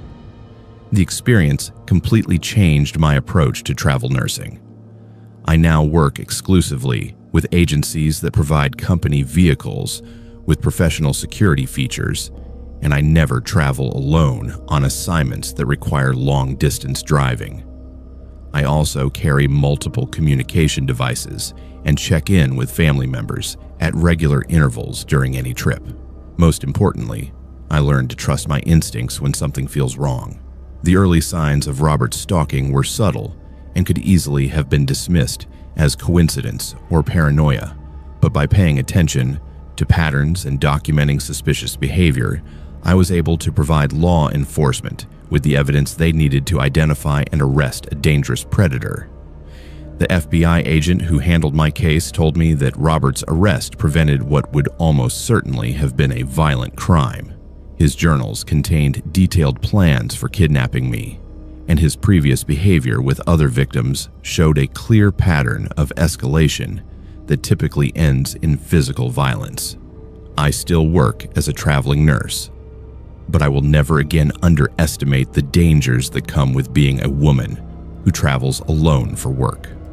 The highways that connect our cities and towns are also hunting grounds for predators who specifically target vulnerable travelers, and staying safe requires constant vigilance and preparation. Robert will be eligible for parole in 12 years, but I have been assured that his release will be carefully monitored and that I will be notified well in advance if he is ever freed from prison. Until then, I try to focus on my work and my life, knowing that one dangerous predator has been taken off the roads where he can no longer threaten other women who are just trying to make a living. My name is Royalty, and in the summer of 2020, when I was 19 years old, my family and I took what was supposed to be a fun road trip through the American Southwest. We had planned this vacation for months as a way to bond and explore parts of the country none of us had ever seen before. My parents, my younger brother Marcus, who was 16, and my little sister Aria, who was 12, all piled into our family SUV for what we thought would be 2 weeks of adventure and beautiful scenery. The trip started perfectly. We drove from our home in Colorado through Utah, marveling at the incredible red rock formations and national parks. Everyone was getting along great, taking hundreds of photos and genuinely enjoying each other's company. My dad had mapped out our entire route, carefully planning where we would stop each night and what attractions we wanted to visit along the way. By the fourth day of our trip, we were driving through a particularly remote section of Arizona, heading toward a resort town where we had reservations at a nice hotel. The landscape was absolutely stunning, but incredibly isolated. We had not seen another car for over 2 hours, and our cell phone signals had disappeared long ago. The desert stretched endlessly in every direction, broken only by massive red sandstone formations that looked like ancient monuments. That was when our SUV started having problems. It began with a strange rattling sound coming from under the hood, followed by a gradual loss of power. My dad, who knew quite a bit about cars, immediately recognized that something serious was wrong. We managed to pull over to the side of the highway, but when Dad popped the hood, he discovered that our serpentine belt had snapped, and several other components had been damaged as well. We were stranded in the middle of nowhere with no cell phone service and no way to call for help. The sun was already beginning to set, and temperatures in the desert dropped dramatically after dark. Dad tried flagging down passing vehicles, but in over an hour of waiting, not a single car came by in either direction. Just as we were starting to panic about spending the night in our disabled vehicle, we saw lights in the distance. About 2 miles ahead, there appeared to be some kind of building with neon signs advertising a motel and restaurant. It looked like a mirage at first, but as we gathered our overnight bags and started walking toward it, the building became more and more real. The place was called the Desert Rose Motel, and it looked like it had been built sometime in the 1960s and never updated. The architecture was classic roadside Americana, with a long row of rooms facing a central parking lot and a separate building that housed the office and restaurant. Neon signs advertised vacancy, air conditioning, and home-cooked meals. Though several of the letters were burned out or flickering, the parking lot contained about 6 other vehicles, which surprised us given how remote the location was. There was an old pickup truck, a couple of sedans from the 1990s, a motorcycle, and what looked like a small RV. It was reassuring to know that we were not the only travelers who had discovered this place. The motel office was small and cramped, decorated with faded photographs of local landmarks and tourism brochures that looked like they were decades old. Behind the counter stood a woman who appeared to be in her 50s, with graying hair and a friendly smile. She introduced herself as Martha and said she had been running the Desert Rose for over 20 years. Martha was extremely sympathetic about our car trouble and assured us that a mechanic would be by in the morning to take a look at our SUV. She said this kind of thing happened frequently on this stretch of highway, and that she always kept a few rooms available for stranded motorists.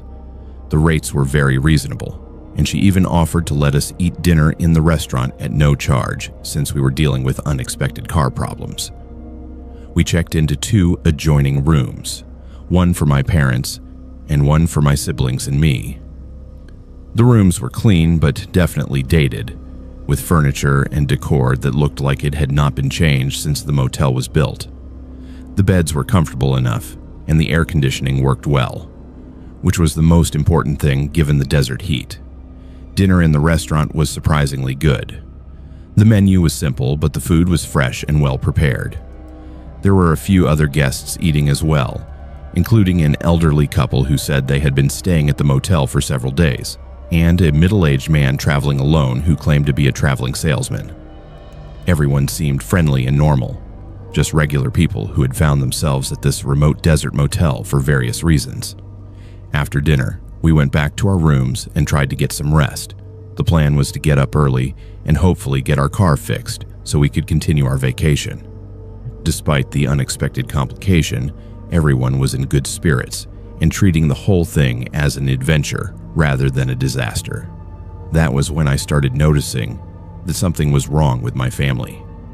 It began with small things that could easily be explained away. My little sister, Aria, who was normally very talkative and energetic, became quiet and withdrawn. When I asked her what was wrong, she just stared at me with a blank expression and said everything was fine, but her voice sounded flat and emotionless in a way that was completely unlike her. My brother Marcus started acting strange too. He kept staring out the window at the desert, even though there was nothing to see in the darkness. When I asked him what he was looking at, he turned to me with the same blank expression that Aria had shown and said he was just enjoying the view. But his eyes looked different somehow, as if something behind them had changed. Even my parents seemed off.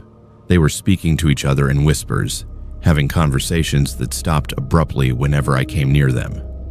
When I tried to join their discussions, they would change the subject or act like they had not been talking about anything important.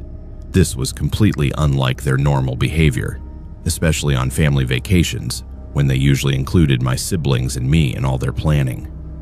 By the second day, the changes in my family's behavior had become impossible to ignore. They moved differently, spoke differently, and seemed to have lost interest in things that had always been important to them. Aria stopped asking about when we could continue our trip. Marcus stopped complaining about being bored. My parents stopped discussing our itinerary or checking on our car repair progress. When I tried to bring up these concerns, they all insisted that everything was normal and that I was being paranoid. But their responses felt rehearsed, as if they were reciting lines from a script rather than having genuine conversations with me. The way they looked at me had changed too.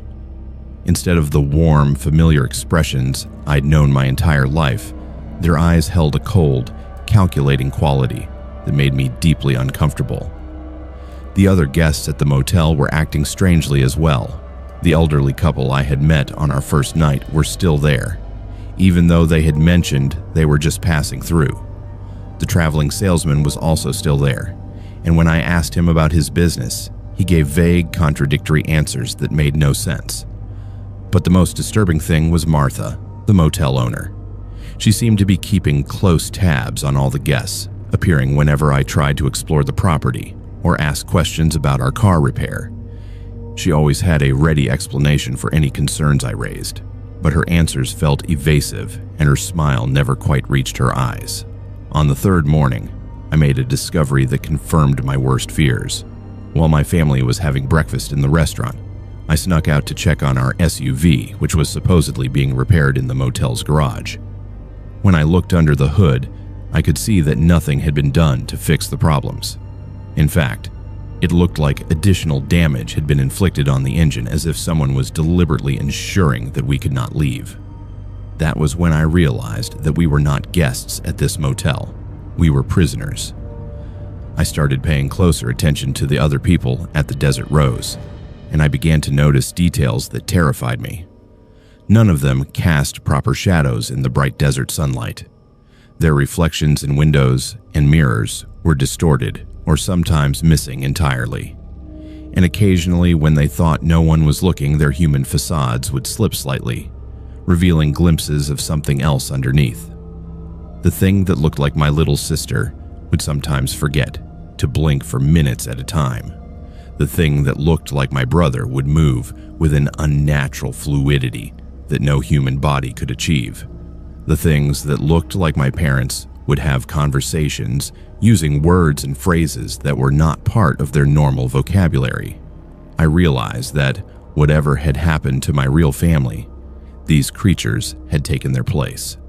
They had studied my family closely enough to mimic their appearances and basic mannerisms, but they could not perfectly replicate the subtle details that make each person unique. They were wearing my family like masks and doing an increasingly poor job of maintaining the illusion. The question was, what had happened to the real Marcus area and my parents?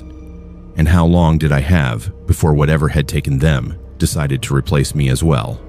I started planning my escape, but it had to be done carefully. The creatures that had replaced my family were watching me constantly, and Martha seemed to have an uncanny ability to appear whenever I tried to do anything suspicious. I needed to find a way to get away from the motel and find help, but I also needed to figure out if there was any way to save my real family. On the fourth night, I pretended to go to sleep early but actually stayed awake, listening carefully to what was happening in the next room. Through the thin walls, I could hear the creatures that looked like my parents having a conversation, but they were not speaking English.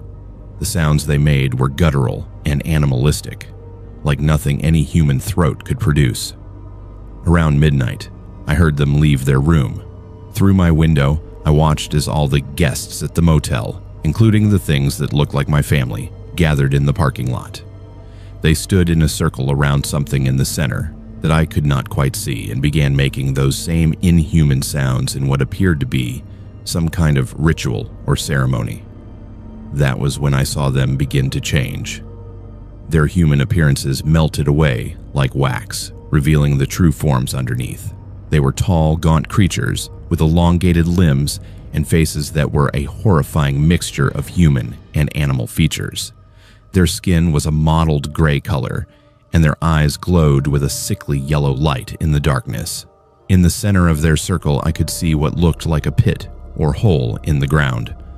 As I watched in horror, they began dragging something out of the pit.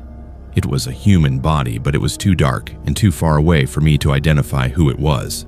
They carried the body toward the motel building, and I realized with growing terror that they were bringing it to one of the rooms. I knew that I had to escape immediately before they completed whatever ritual they were performing. I quietly gathered my belongings and slipped out the back window of my room, avoiding the parking lot where the creatures were still gathered. Using the desert landscape as cover, I began making my way toward the highway, hoping to flag down a passing vehicle or at least get far enough away to use my cell phone. The desert at night was terrifyingly vast and disorienting. Without the motel's lights as a reference point, I quickly became lost among the rock formations and sandy washes. I walked for hours, following what I hoped was the direction of the highway, but I never found the road or encountered any other signs of civilization. Just as the sun was beginning to rise, I heard the sound of vehicles approaching. 2 police cars appeared, followed by an ambulance and what looked like a federal government vehicle. They found me dehydrated and exhausted, barely conscious after wandering in the desert all night. The officers told me that they had been looking for my family and me after we failed to check in at our hotel reservation. When they traced our route and found our abandoned SUV, they had conducted a search of the area and discovered the Desert Rose Motel. But when they arrived at the motel, they found it completely abandoned. There were no guests, no staff, and no sign that anyone had been there recently. More disturbing still, when they checked the registration records and business licenses, they discovered that the Desert Rose Motel had been permanently closed for over 15 years. The building was condemned and scheduled for demolition, though that process had been delayed by legal disputes over the property ownership. My real family was never found. Despite extensive searches of the area and investigations by multiple law enforcement agencies, no trace of Marcus, Aria, or my parents was ever discovered. The official conclusion was that they had somehow gotten lost in the desert and died of exposure, but their bodies were never recovered. I know the truth, though. Somewhere in that vast desert, there's a place that exists outside normal reality, where creatures take the forms of human beings and prey on travelers who are unlucky enough to become stranded. My family is still there, trapped in whatever dimension or realm the Desert Rose Motel actually occupies. And sometimes, late at night, I still get phone calls from numbers I do not recognize. When I answer, I hear voices that sound exactly like my parents and siblings, asking me when I am coming home, telling me how much they miss me, begging me to come back to the desert and find them. But I know that whatever is making those calls is not my real family. It is something else, something that wants to complete the collection by adding me to their number. I will never return to that part of the country, and I will never stop looking over my shoulder, waiting for the day when those creatures decide to come looking for me. My name is Princeton, and this story takes place 3 years after the terrifying experience I had with my friends Jackson and Camden in the desert. I was 25 years old and working as an accountant for a small firm in Columbus, Ohio. The supernatural encounter we had with the thing that stalked our RV had changed me in ways I was still trying to understand, but I thought I had put those experiences behind me. I was wrong. It was a cold November evening in 2022, and I was driving home from a client meeting that had run much later than expected. I had been working on tax preparation for a manufacturing company about 2 hours north of Columbus, and by the time we finished going through their books, it was already past 9 o'clock at night. The drive home normally took me about 2 hours on familiar highways, but I was exhausted and not looking forward to the long trip through rural Ohio in the darkness. My car was a reliable 2019 Toyota Camry that had never given me any problems. I had driven this route dozens of times over the past year as part of my regular client visits, so I knew every exit, every curve, and every landmark along the way. The highways were well maintained and usually had decent traffic even late at night, so I felt comfortable making the drive despite my fatigue. About 30 minutes into my drive home, I decided to take a shortcut that would save me about 20 minutes and avoid some construction that had been slowing traffic on the main highway. I had seen signs for this alternate route during previous trips, but had never actually used it. According to my GPS, it was a state highway that would connect back to the main interstate about 15 miles south of my usual route. I turned off at the designated exit and found myself on a 2-lane road that cut through heavily forested areas. The road was in good condition and had clear lane markings, but it was much more isolated than I had expected. I had not seen another vehicle since leaving the main highway, and there were no houses, businesses, or streetlights anywhere along the route. After driving for about 45 minutes on this alternate highway, I began to realize that something was wrong. According to my GPS, I should have reached the connection point with the main interstate by now, but there were no signs indicating that I was approaching any major highway. In fact, I had not seen any road signs at all for the past 20 miles, which was unusual for any public highway in Ohio. I tried to recalculate my route using the GPS, but the system kept showing that I was on the correct road and that my destination was still ahead of me. However, the estimated arrival time kept increasing rather than decreasing as I drove. The GPS showed that I had been traveling for over an hour, but according to the system, I was still more than an hour away from home. That was when I started noticing the other vehicles. At first, I was relieved to see headlights in my rearview mirror, thinking that I had finally encountered another driver on this isolated road. But as the vehicle got closer, I could see that it was an old pickup truck that looked like it was from the 1970s or 1980s. The truck was in pristine condition, as if it had just rolled off a showroom floor, but the design was clearly from decades ago. The truck followed me for several miles, maintaining a consistent distance behind my car. When I slowed down, it slowed down. When I sped up, it matched my speed exactly. I tried changing lanes to let it pass, but there was only one lane in each direction on this highway, so that was not possible. More vehicles began appearing both behind me and in the oncoming lane. There was a sedan from the 1960s, a station wagon that looked like it was from the 1950s, and even what appeared to be a Model T Ford from the early 1900s. All of the vehicles were in perfect condition despite their obvious age, and all of them had drivers who seemed to be staring directly at me as they passed. The drivers themselves looked wrong somehow. They were wearing clothing that matched the era of their vehicles, but their faces were pale and expressionless in a way that made me deeply uncomfortable. None of them seemed to be looking at the road ahead of them. Instead, they all turned their heads to watch me as they drove by, their eyes never blinking or moving away from my car. I tried using my cell phone to call for help, but there was no signal anywhere along this highway. This was extremely unusual because cell coverage in Ohio is generally excellent, even in rural areas. I also tried using my car's emergency assistance system, but it could not establish a connection to the monitoring service. The road began to look different as well.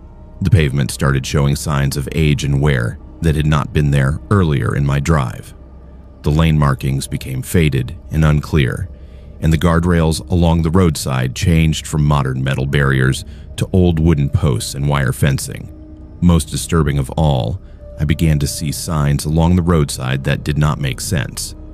There were billboards advertising businesses that had gone out of existence decades ago, using logos and slogans that I recognized from old photographs and history books. Gas station signs showed prices that had not been valid since the 1970s, and restaurant advertisements promoted menu items and prices from a bygone era. I realized that I was not driving on a normal highway in present-day Ohio. Somehow, I had ended up on a road that existed in multiple time periods simultaneously, populated by drivers from different decades who were all traveling toward unknown destinations. The other drivers began to behave more aggressively as I continued down this impossible highway. They would pull alongside my car and pace me for miles, their passengers pointing at me and making gestures that I could not understand. Some of them seemed to be trying to force me to pull over, swerving toward my lane and honking their horns in patterns that sounded like they were trying to communicate something. I kept driving, hoping that I would eventually find an exit or intersection that would allow me to get off this highway and back to familiar roads. But every mile that passed brought more vintage vehicles and more bizarre signs of temporal displacement. I saw road construction crews using equipment from the 1930s, hitchhikers wearing clothing from various decades, and even horse-drawn carriages sharing the road with automobiles. After what felt like hours of driving, I saw a sign ahead that read, "Welcome to Millfield, founded 1823, population 2,847. I had never heard of any town called Millfield in Ohio, and the sign looked like it had been painted recently despite referencing a founding date from the early 1800s. The exit for Millfield appeared to be my only option for getting off this nightmare highway. I took the exit and found myself driving through what appeared to be a small town from the early 20th century. The buildings were all period-appropriate architecture, the streetlights were old-fashioned gas lamps, and the few people I could see walking on the sidewalks were dressed in clothing from various historical periods. In the town center, I found a gas station that looked like it was from the 1950s, complete with full-service pumps and an attendant wearing a uniform from that era. I pulled up to the pumps, desperately hoping that someone could give me directions back to a highway I recognized. The attendant approached my car with a friendly smile and asked if I needed gas. When I explained that I was lost and trying to get back to the main interstate, his expression changed to one of concern and sympathy. He told me that many travelers ended up in Millfield by accident, and that getting back to the outside roads was not always easy. He explained that the highway I had been driving on was called the Eternal Route, and that it connected different periods of time rather than different geographic locations. Drivers who ended up on the Eternal Route were usually people who were at crossroads in their lives, facing important decisions or dealing with unresolved issues from their past. The attendant said that the only way to get back to normal roads was to understand why I had been drawn to the Eternal Route in the first place. He asked me about recent events in my life, and I found myself telling him about the supernatural experience I had shared with Jackson and Camden in the desert 3 years earlier. I explained how that encounter had changed my perspective on reality and left me questioning things that I had always taken for granted. I had been struggling with anxiety and depression since returning from that trip, and I had been avoiding close relationships because I was afraid of putting other people in danger. The attendant listened carefully to my story and then nodded knowingly. He said that survivors of supernatural encounters often found themselves drawn to the Eternal Route because they were searching for answers or trying to escape from memories that they could not process. The highway offered a temporary refuge from normal reality, but staying on it permanently meant giving up any chance of moving forward with life. He told me that if I wanted to return to the present day, I needed to accept what had happened in the desert and find a way to integrate that experience into my understanding of the world. Running away from supernatural encounters or trying to pretend they never happened would only lead to more encounters with things that existed outside normal reality. The attendant gave me specific directions for getting back to a highway that would take me home, but he warned me that the route would only work if I was genuinely ready to face my fears and move forward with my life. If I was still trying to escape or deny what I had experienced, I would end up back on the Eternal Route again. I thanked him for his help and followed his directions carefully. The road he directed me to looked normal and modern, with proper signage and contemporary vehicles. Within an hour, I was back on familiar highways and heading toward Columbus. When I arrived home, I discovered that according to all the clocks in my house, I had only been gone for about 3 hours total, which was exactly how long the original drive should have taken. It was as if my detour through the Eternal Route had occurred outside of normal time, allowing me to return to the present moment without losing any actual time. The experience on the Ghost Highway forced me to confront the fact that I had been living in denial about what happened in the desert. I had been trying to convince myself that the supernatural encounter was just a hallucination or misunderstanding, rather than accepting that there are aspects of reality that cannot be explained by conventional logic. Over the following weeks, I began seeking therapy to help me process both the desert experience and my night on the Eternal Route. I also reconnected with Jackson and Camden, and we started talking openly about how our supernatural encounter had affected each of us. We realized that we had all been struggling with similar issues related to accepting the reality of what we had witnessed. Working through these issues with professional help and the support of friends who had shared the same experience made a significant difference in my mental health and overall outlook on life. I learned that trying to suppress or deny traumatic experiences, even supernatural ones, only gives them more power to control your thoughts and behavior. I never encountered the eternal root again after that night in November. I believe this is because I finally accepted that there are mysteries in the world that cannot be fully understood or explained, and that encountering the supernatural does not necessarily mean that you are going crazy or that your life is doomed to be dominated by fear. The Ghost Highway taught me that running away from difficult experiences, whether natural or supernatural, ultimately leads to becoming lost in ways that are far more dangerous than facing those experiences directly. Sometimes the scariest journey is the one that leads back to normal life, because it requires acknowledging that normal life includes encounters with things that challenge our basic assumptions about reality. Today, I work as a consultant helping other people who have survived supernatural encounters or unexplained experiences. Many of them have found themselves drawn to isolated roads, abandoned buildings, or other liminal spaces where the boundaries between different realities seem thinner. By sharing my story about the eternal root, I try to help them understand that healing requires integration rather than escape. The supernatural is real, but it does not have to control your life. Sometimes the most important journey is the one that brings you back home to yourself, even if that journey takes you through places that exist outside the normal rules of time and space. My name is Camden, and what happened to me on a mountain highway in Colorado during the winter of 2023 still haunts my dreams every single night. At 27 years old, I was working as a regional sales manager for an industrial equipment company, which meant I spent a lot of time driving between different cities and client locations. I had always enjoyed the solitude and independence that came with highway driving, but this experience taught me that some roads are haunted by tragedies from the past. It was a Thursday evening in February when I left Denver to drive to a client meeting in Grand Junction, scheduled for early Friday morning. The weather forecast had called for light snow, but nothing that would make driving dangerous for someone with my experience handling Colorado mountain roads.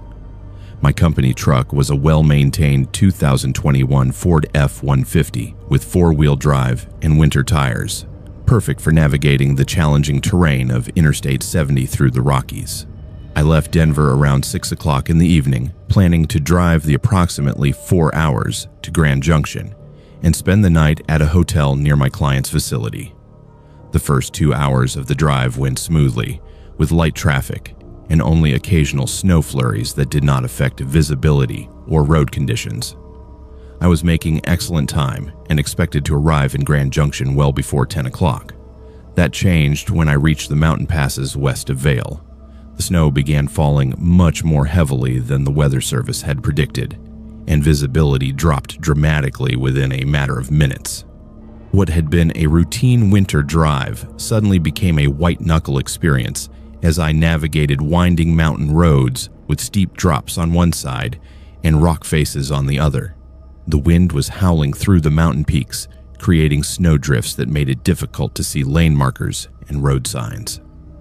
I slowed down to about 35 miles per hour and turned on my hazard flashers, following the taillights of a few other vehicles that were also struggling with the deteriorating conditions.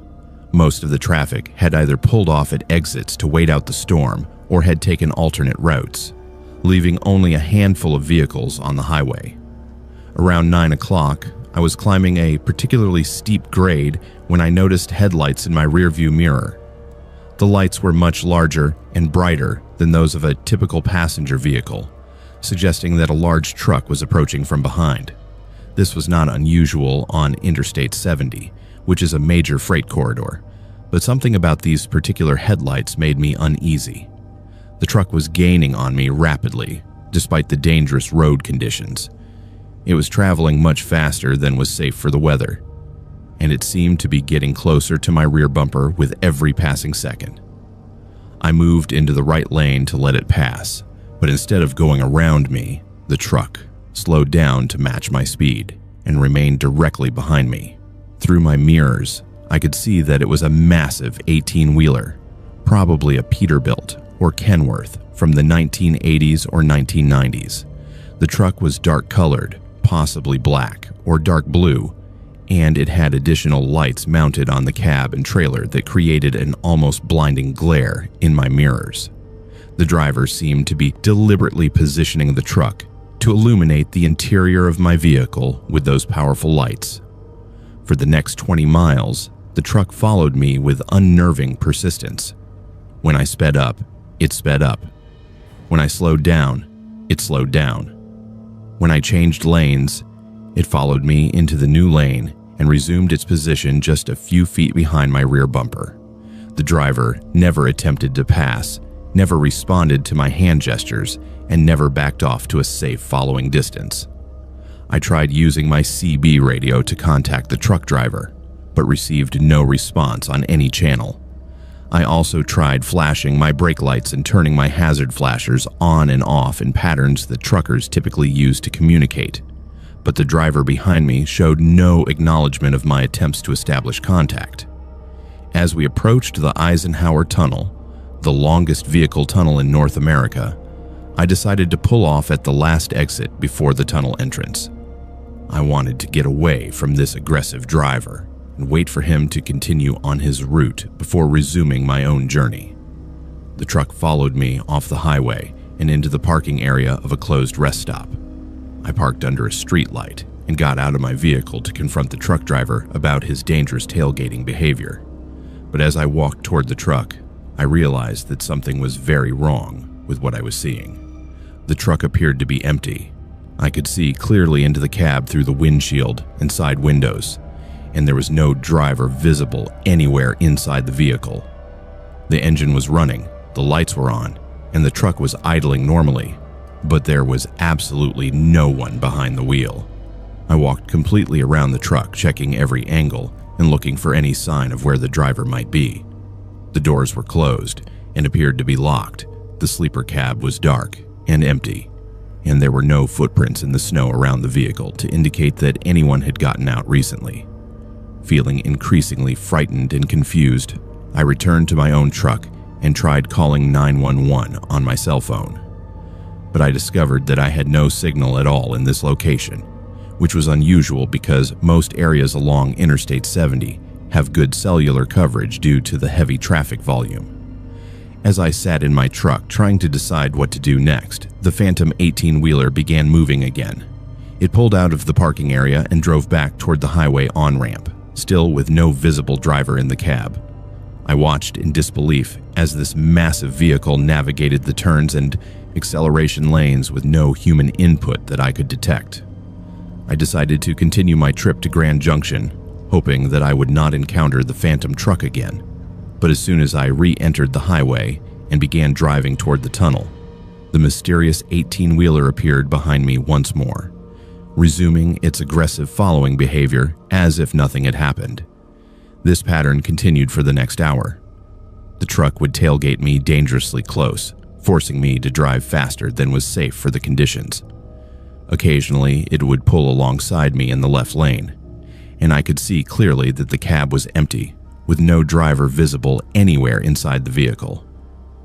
The most terrifying moment came when we were descending a steep grade about 30 miles east of Grand Junction. The Phantom truck pulled into the left lane and began trying to force me off the road by gradually moving into my lane. I could see the massive trailer getting closer and closer to the side of my truck, and I realized that if I did not take evasive action, I was going to be crushed against the guardrail. I accelerated and managed to get ahead of the Phantom truck, but it immediately began pursuing me again, this time at speeds that were absolutely reckless for the snowy mountain conditions. I was driving nearly 70 miles per hour on a winding downhill section of highway, with the ghost truck's headlights filling my mirrors and its air horn blasting constantly behind me.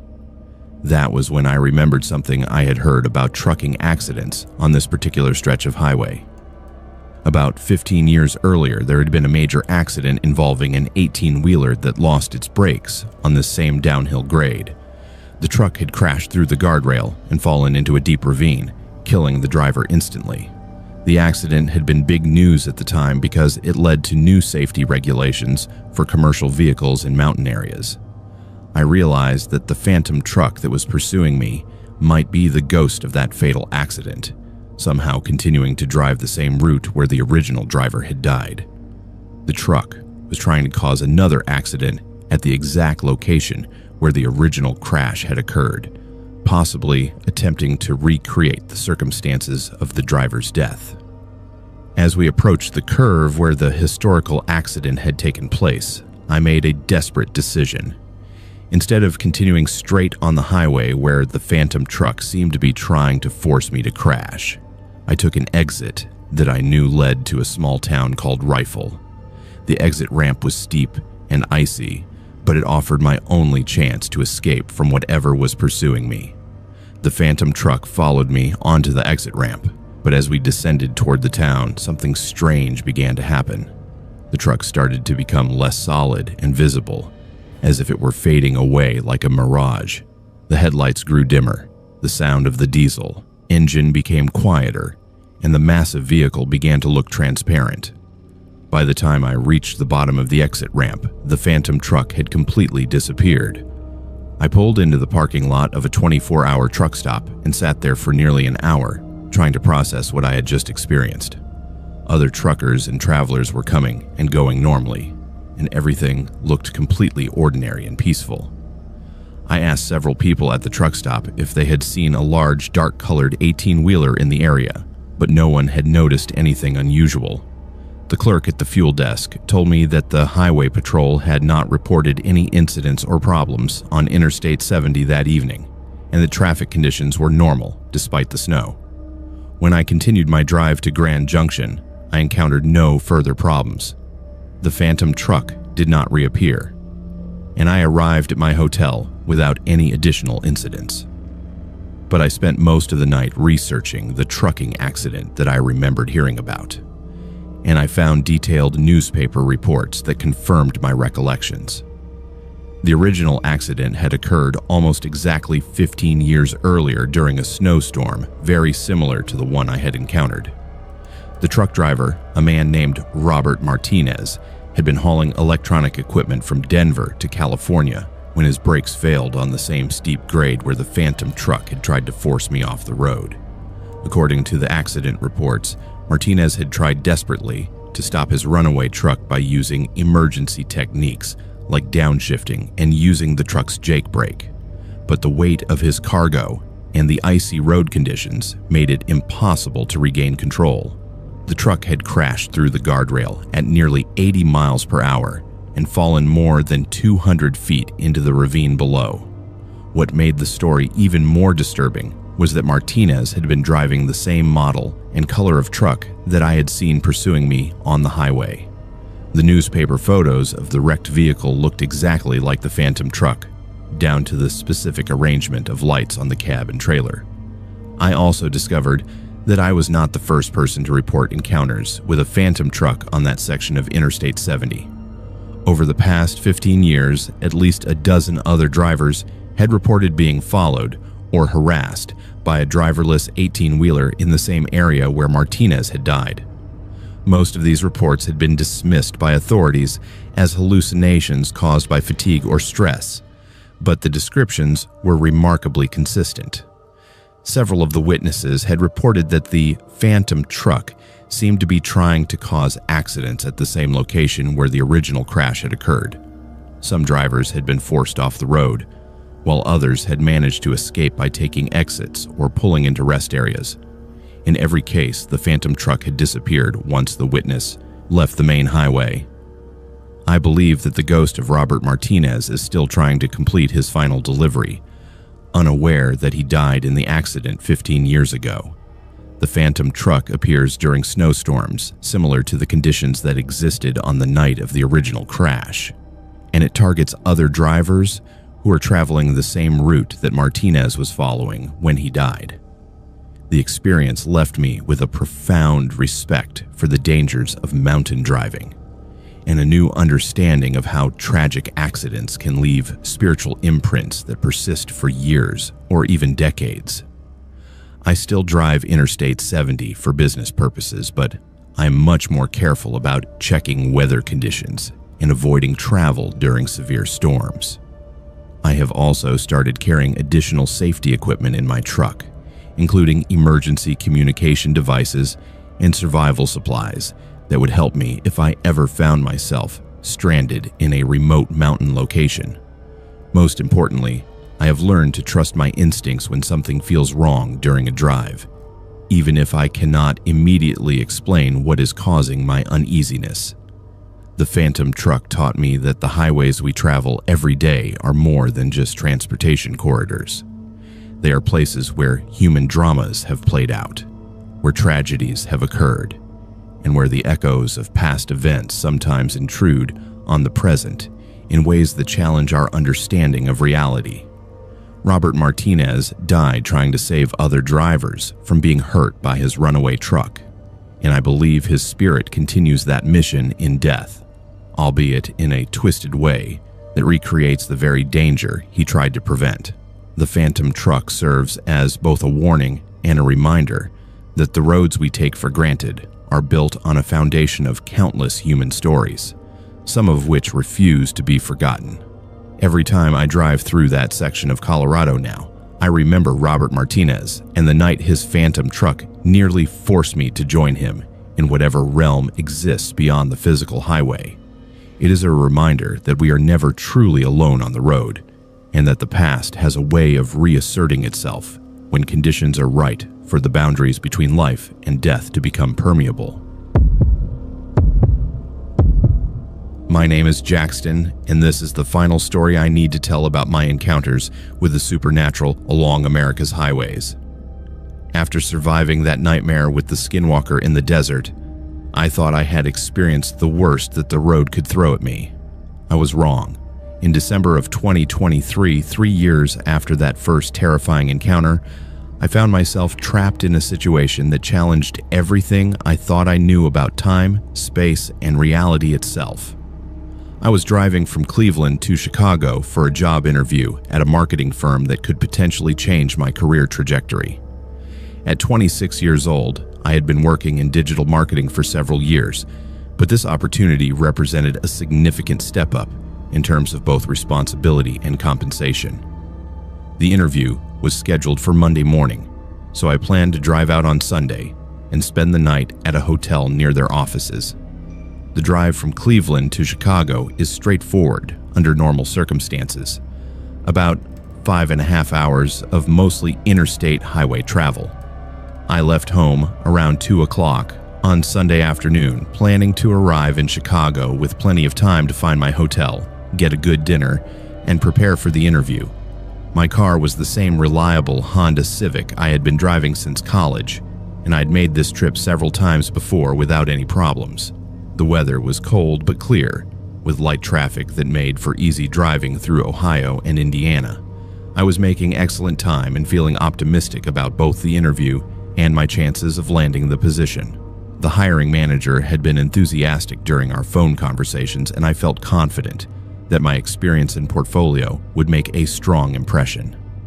About 4 hours into the drive, somewhere in northern Indiana, I started feeling tired and decided to stop for coffee and a quick break.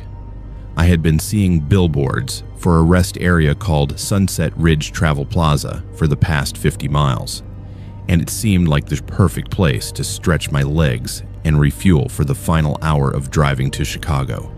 The rest area was one of those modern facilities designed to serve both regular travelers and commercial truckers.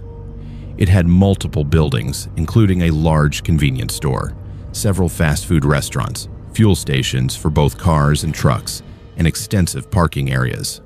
The place appeared busy but not crowded, with a steady flow of travelers coming and going.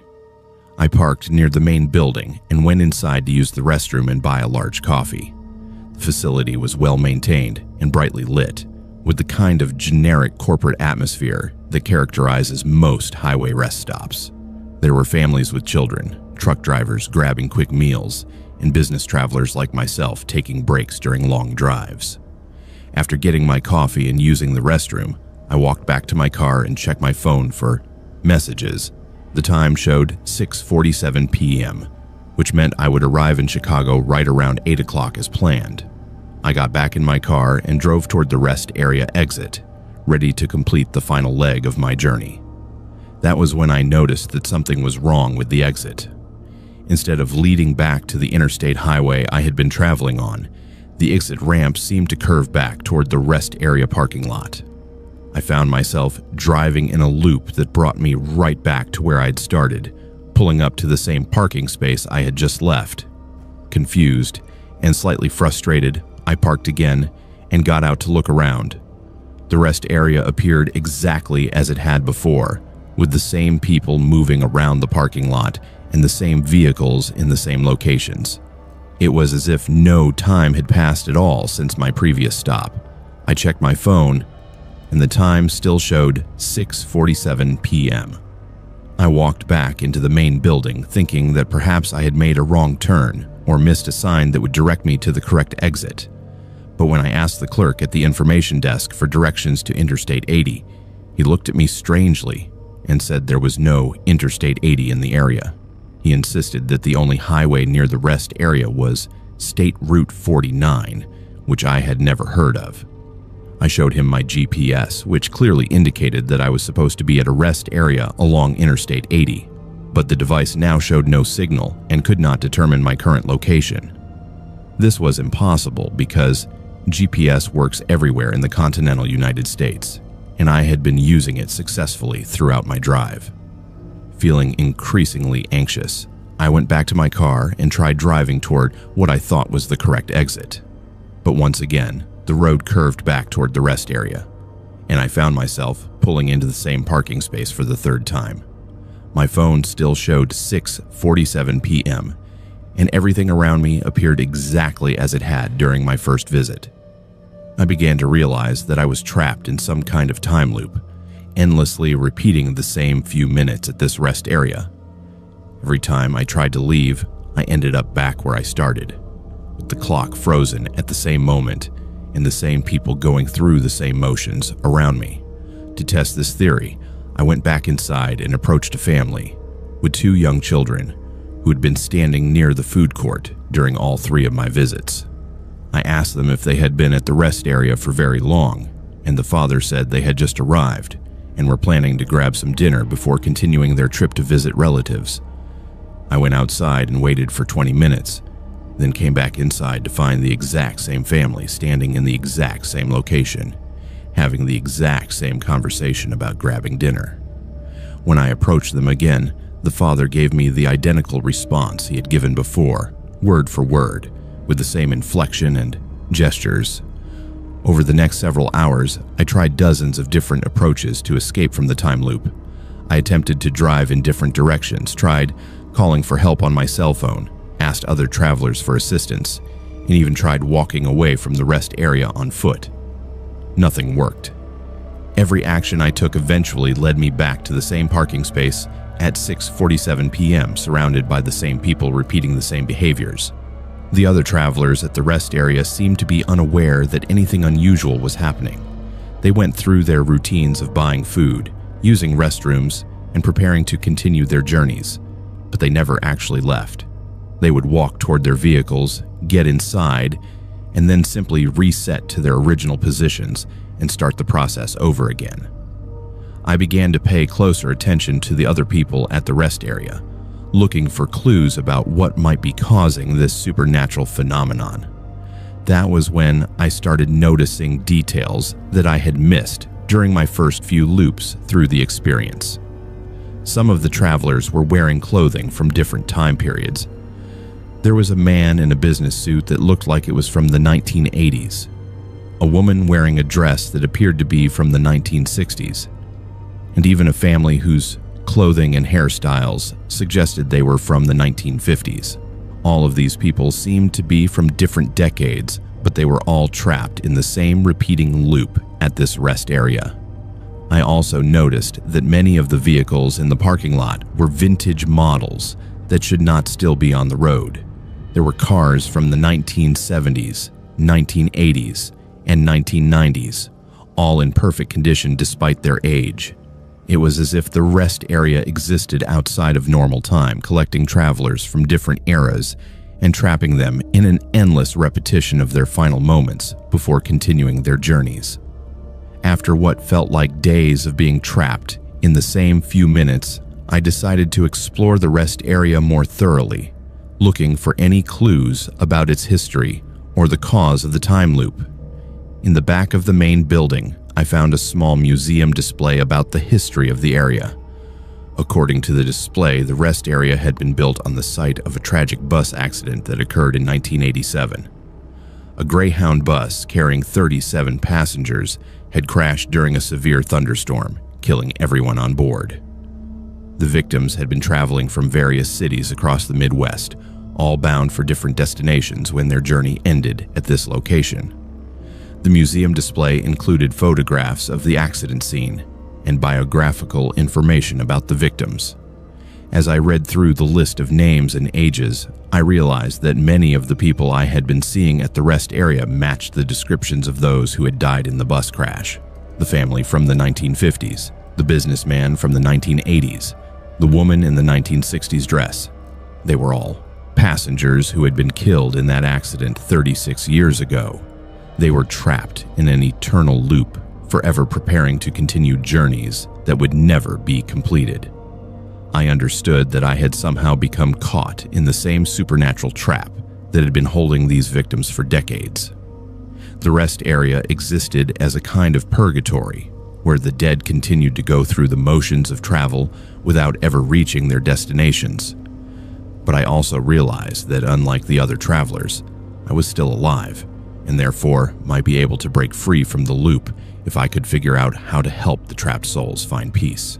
They were stuck because they had died suddenly and violently without completing their journeys or saying goodbye to the people they were traveling to see. I spent the next several loops talking to different travelers, learning their stories and trying to understand what they needed in order to move on.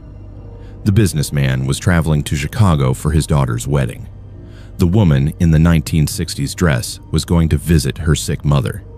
The family from the 1950s was moving to a new city where the father had found work. I began helping these lost souls acknowledge that they had died and that their earthly journeys were over. I told them about the bus accident and explained that they had been trapped at this location for decades, unable to accept their deaths and move on to whatever comes after life. One by one, the travelers began to fade away as they accepted the truth about their situation and found the peace they needed to continue their spiritual journey. The businessman realized that his daughter would have gotten married without him and that she had lived a full life. The woman understood that her mother had passed away long ago and was probably waiting for her on the other side. As each soul found peace and departed, the rest area became less crowded and the time loop began to weaken. The clock on my phone started moving again, first by seconds, then by minutes. The modern world began to reassert itself as the supernatural influence of the trapped souls diminished. When the last of the bus crash victims finally accepted their fate and moved on, the time loop collapsed entirely. I found myself sitting in my car at 8:23 p.m., nearly 2 hours after I had first stopped at the rest area. The place looked normal now, with contemporary travelers going about their business, and no trace of the vintage cars or period clothing I had been seeing. I was able to drive away without any problems, and I reached my hotel in Chicago just before 10 o'clock. The interview went well the next morning, and I was offered the position, though I decided to decline because the experience at the rest area had given me a new perspective on what was really important in life. I researched the bus accident extensively after returning home, and I found that the rest area had been built as a memorial to the victims, though most travelers were unaware of its tragic history. I also discovered that I was not the first person to report strange experiences at that location. Though most people dismissed these accounts as urban legends or ghost stories, I believe that the rest area served as a kind of supernatural holding pattern for souls who died suddenly while traveling, unable to accept their deaths and move on to whatever comes next. By helping these trapped spirits find peace, I was able to break the cycle that had been repeating for decades and free both them and myself from the time loop. The experience taught me that some locations hold on to dramatic events so strongly that they create pockets of distorted reality where the past refuses to let go of the present.